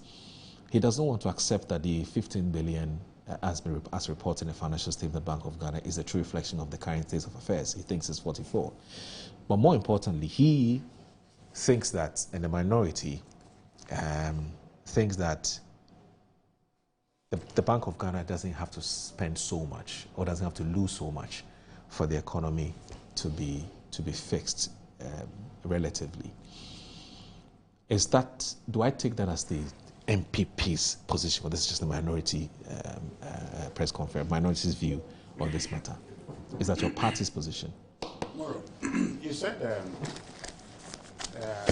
varying opinions on the matter. Yeah. There's only one opinion that matters. Right. To you, to me, to Ghanaians. And that opinion is there seemed to be a difficulty or a reversal of the recovery that had started at the bank that the NDC inherited, which is seeking to strengthen the bank's equity position from 2022, when we ran into some headwinds and the debt restructuring, where the Bank of Ghana had to take some losses in line with its responsibilities to stabilize the economy. So that's the only opinion that this report appear to suggest or give an indication that there is a reversal in the attempt for the bank to recover its equity position. To the point where our argument is, when you look at the numbers, and we'll look at the numbers, the bank can technically be referred to as being policy insolvent as we speak, in the sense that our calculation holds. 15.6 billion is the headline loss that the NDC advertised in their press conference, which itself was undermining of the bank's independence to begin with, because that was not the channel of communication that we are used to. Somehow, the Bank of Ghana, operating with the NDC at their headquarters, gave them the information, they prepared a press statement and came to give a press conference. That's how majority of Ghanaians learned about the World Bank of Ghana report. And then subsequently they started talking about it. Before I go to the other numbers, Moro, even if the loss is only 15.6 billion, which is about 16 billion, is a massive loss that could have been avoided, aimed at achieving the objective of reducing inflation. If that was all this was to achieve, there were other measures that they could have used rather than this means to stabilize or to bring down inflation. To spend 15.6 billion to bring down inflation from 23 to, what is it now, 3.2 or 3.2, yes. 3.2 now. It's excessive. It's reckless. It's putting the bank on an unsustainable path. And the question you ask when they make that argument is that, so what have we achieved with that 15.6 billion? With you saying inflation is 3.2 when cost of living remains high, when cost of living is going up. So what have you achieved with bringing inflation down? Only on paper, so that people will say, we brought inflation to 3.2. The pass-through of that inflation is not being felt anywhere. Cost of living has not come down. Prices are still going up when your inflation is coming down. If you look at the bank's own prime rate, how is it that your interest rate is that low? Your inflation is that low, and your interest rate, the prime rate, is at 14% or so. There is a mismatch in what they are doing. Okay, so really, why this is reckless, Moro, is that the NDC is seeking primarily to build a certain optics in the minds of people, and then they've managed largely with their participants in the space, commentators, other people in the political space, CSO space, to say that, they have achieved a great deal by bringing the inflation down, CD relationship, dollar is strengthening, and all of that. All of those things were done artificially. Yes, it's sustained over the period, but the question is that, can you do that long term? You can't. That's not how. Okay? There's a demand component of it. Look, this inflation matter, you can bring inflation down through production and export. What are you selling to get CD? What are you selling to get dollar? So they only focused on one part of it, spending money to intervene in the market. Of course, it's a tool you can use to buy our CD back, sell more dollars to buy our CD back, create artificial demand for the CD by throwing in more dollars, and they buy it back. Fair enough, you can do that. But you have to mix the tools, because all of these things come at a cost. But the most effective means is for you to invest in production. So imagine that instead of using that money through Bank of Ghana instruments, okay, to commercial banks, instead of doing that, investing that 15.6 billion, the Bank of Ghana and working with Ministry of Finance, invest that in the economy, okay, to produce, such that we are producing more, we are exporting more, we are earning more foreign currency. Wouldn't we have stabilized the city? We would have stabilized the city at no cost, or relatively lower cost. Today, we are buying, we are going, not only buying, we are going to Burkina Faso and begging them, please sell us tomatoes. When they say they won't sell it, we should produce it. That's how you that's how you strengthen your cities. But because they have become so lazy, they are used to this intermediation, they are used to selling currency to artificially strengthen the city. They prefer that option to doing the hard work, which hard work will not only strengthen the city, but in the process, create jobs. Create jobs in this country. No, they won't do that. They go to Burkina Faso and say, sell us tomato. The man says he won't sell. Say, please do. You're my friend. That's what they are doing. So they are choosing convenient means to do this thing, and it's costly. So when you hear them say that there's cost to it, it's because they have chosen the lazy approach. I mean, you live in a country where youth unemployment is climbing, and you prefer to use this means to strengthen your currency. That is extremely lazy. Extremely lazy. So they spend that money, and we don't see the impact in our lives. Cost of living is rising, and they will admit it. They won't shy away from it. So the question is that, why you know that, and then you are still wasting the money. Okay? So this whole thing, there is no disagreement whatsoever. The disagreement is in their heads, because their first press conference backfired. Yesterday, they had their ranking on the finance committee, came to give a double, which double is seeking now to go back and so in your time there was debt, in your time there was debt. Yes, in our time there was debt. Nobody refuted that. Okay? And the matter of that debt, it was litigated in the 2024 election. The electorates of our country voted in a certain direction. Your argument to say that you can do better, won. Your argument that at the Bank of Ghana was a crime scene, You told Ghanaians that. The NDC's argument was that the Bank of Ghana, all the heads, okay, the governor and his deputies must go because they have mismanaged the place badly. That argument won the day. Moral. So if your argument won the day, when you come in, you are supposed to do better. Now, the people who you said were not good, they, before they left, put you on a certain trajectory where the bank was recovering its equity position. So from 60.8 billion or so, this has come down. I think in 2023 was about 13.2 billion or so.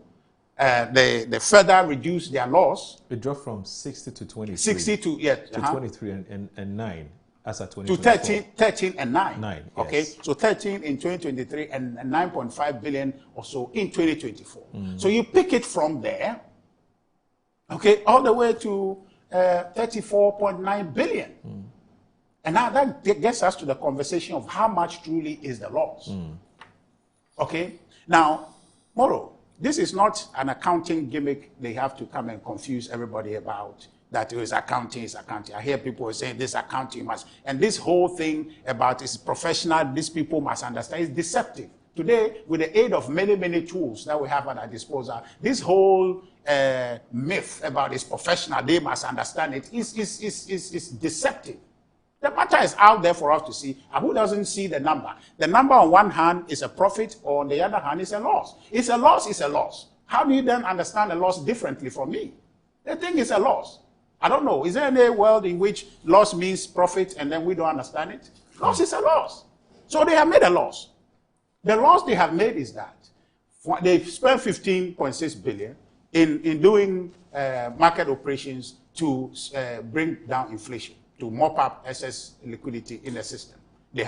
We were doing it with other means, but they abandoned that means, the reserve approach. They abandoned that and wanted to spend money to do it. Then, in that report, is other comprehensive losses that the bank had incurred in the fiscal year of accounting. That debt, whose debt is it? Should we give that debt to the Unemployed Graduate Association to put on their books? Should we give it to the Ghana Association of Teachers or Nurses? Or who should pay that? Whose responsibility? Who occasioned that debt? It's not the Bank of Ghana. You have created a debt. You went and put it on a different page, and you put this one on a different page, and we've just put them together for you. And your debt is your debt. Why are they running away from their debt? So their debt is 34.5 billion.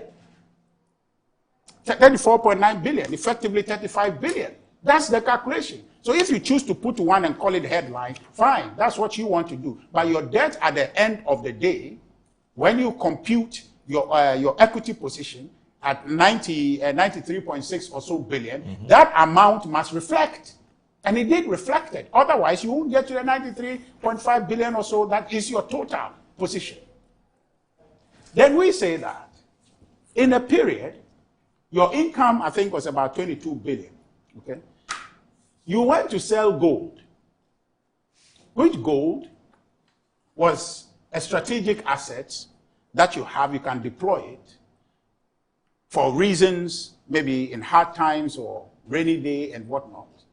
You went to sell that. What is the compelling reason for selling that? When we ask, they say, oh, the ratio of the bank's assets all in gold, and you can't understand what they're trying to say. All it is that they are trying to excuse for why they are selling that. And the reason they are selling that is that they need to be able to have that added to their income to be able to appear not policy insolvent. Because if that amount of money is taken, about 9 billion or so, is taken out from their earnings for the year, they will be in the red. In fact, I listened to, Professor Boidi from UPSC. He said it was clear in his analysis that the bank is in the red. I listened to Professor Bokwe all throughout 2025 on many programs that I've seen him speak, and some that I was on with him, says that the approach of the government to stabilize the cedi is too aggressive.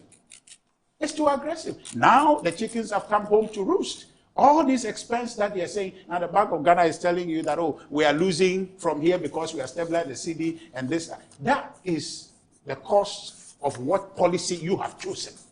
Otherwise, if you are strengthening the cedi, I just told you, production can give you that without necessarily coming with all those losses. Yeah, but Richard. So you chose your poison. Yeah, but Richard. And your poison is not good for Ghana, and that's what we're saying. Which is the reason why now the NDC is usurping the Bank of Ghana Communication Directorate. Okay. They have now become the Communication Directorate for the Bank of Ghana. All right. I have a number of questions for you, because it's important that we do not we do not basically what's the word? What's the word I'm looking for? I mean, we do not mislead the public as far as this conversation is concerned. When you talk about opportunity cost, so instead of us spending money to stabilize the economy, we should spend the money to put up factories and so on. But this is not the central bank's job.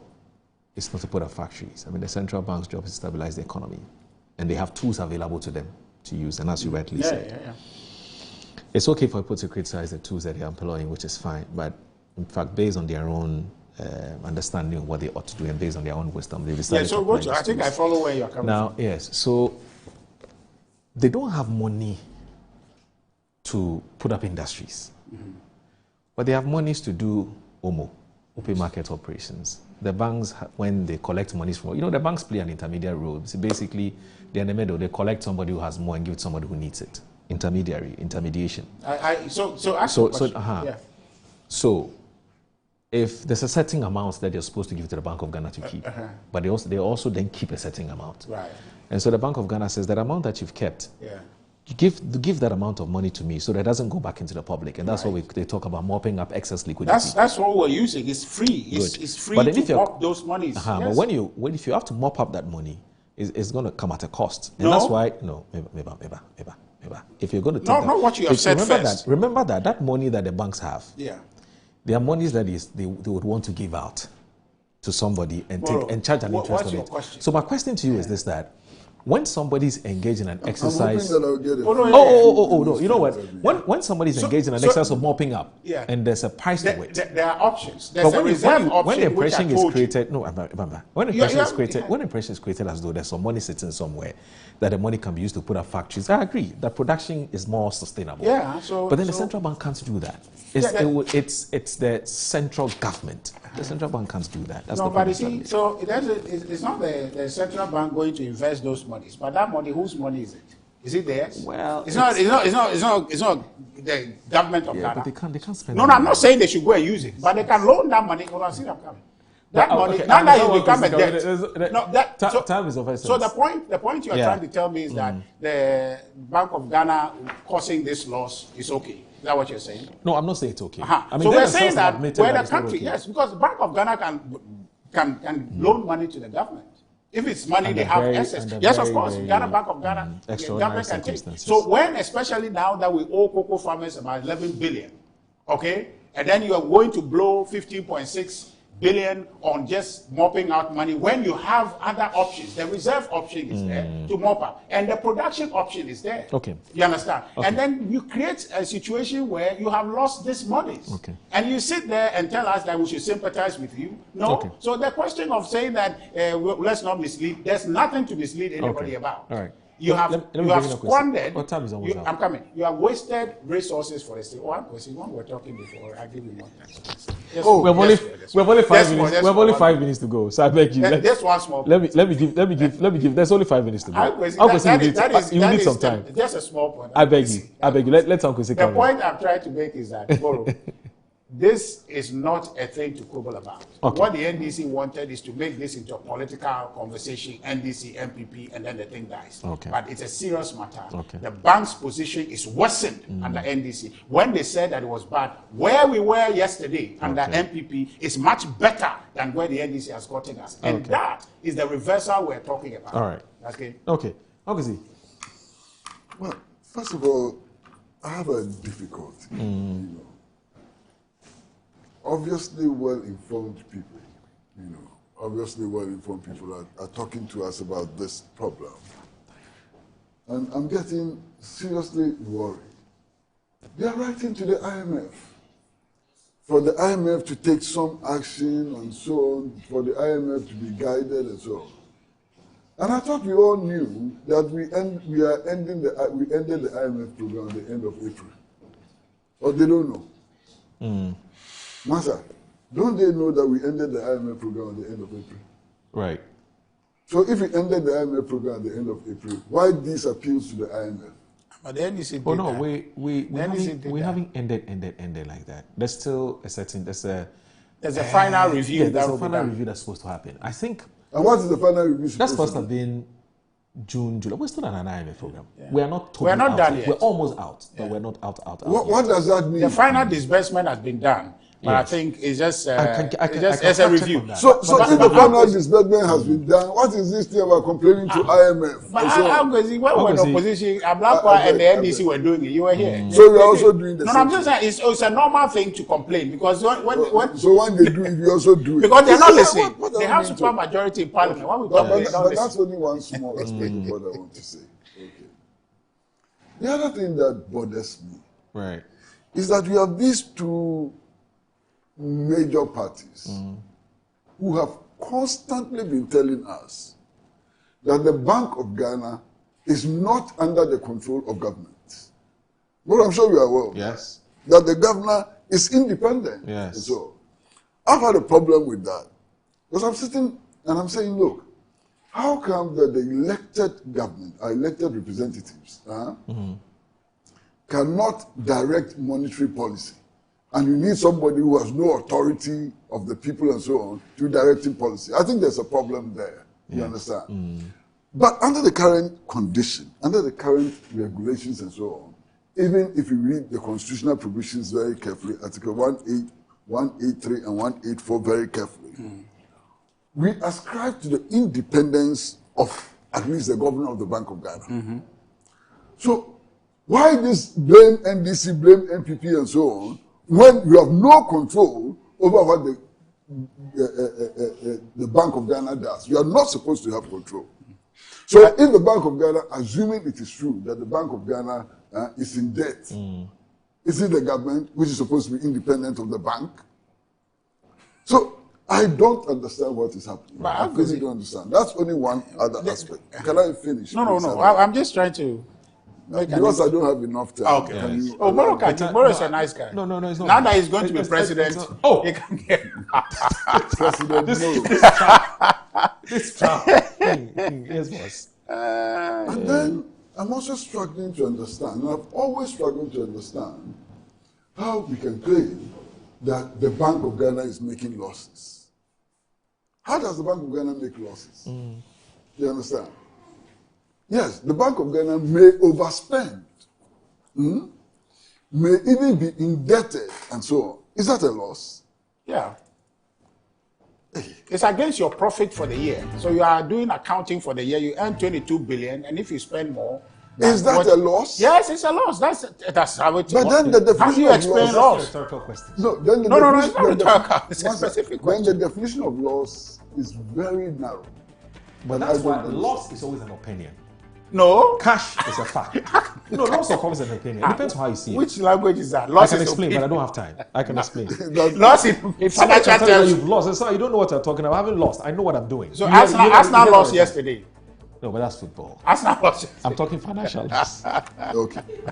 Then the other thing that strikes me is that there's no unanimity. Yeah. Even within the NPP when it comes to this question. Yeah. Okay. Because the piece we read from Amin Adam, he accepts the 15. He accepts the 15 billion. Yeah. You understand? For purposes of argument, yes. Yeah. No, we all agree on that. But because he's making that case, really what he is saying is that they should be conscious of the post-program environment. How disciplined would they be to ensure that all the metrics are continue to play out? But there's agreement. Not all of you agree. No, we agree. We had a briefing. We agree. The numbers are clear. You didn't even let him flow and time is out. Oh, no, Today, no treat Uncle. Oh, no, Uncle. You know, we are learning as we are learning from him. I think it's important to make this very loud. Right. And for me, it's a very important point to make. Look, everybody is free to speak about all aspects of our national life. We are free. We are talking about the audited accounts of the Bank of Ghana. Yeah. That is not a matter that we can talk glibly about. Yeah. You understand? So if there's a dispute about accounts of the Bank of Ghana, what should we do?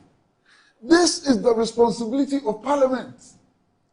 Parliament must set up a group of independent experts with the capacity to evaluate the audited accounts of the Bank of Ghana. That's true. And provide us with the empirical evidence upon which we can then, as citizens, contribute to the discussion. You see, so Uncle, see where the NDC went wrong. So that this document was supposed to go to Parliament through the Finance Minister, and then do this so we can consume. But they went to start a political conversation. That's what citizens have a right, every right to. So talk to the NDC. But where is the empirical basis upon which we are making our comment? All right. So Uncle, talk to the NDC. They did this. Otherwise, Parliament would have discussed happy birthday. And also happy birthday to you. Na Ache Ne Okpe, member NDC's communications team. Happy birthday to all of you. But let me also remind you that Discover MNC Group, your #1 partner in minerals and food commodity, real estate development. You have headquarters in East Legon. They have one in Dubai, Hong Kong, Guangzhou in China, Johannesburg in South Africa. Please call them so they can connect markets that drive business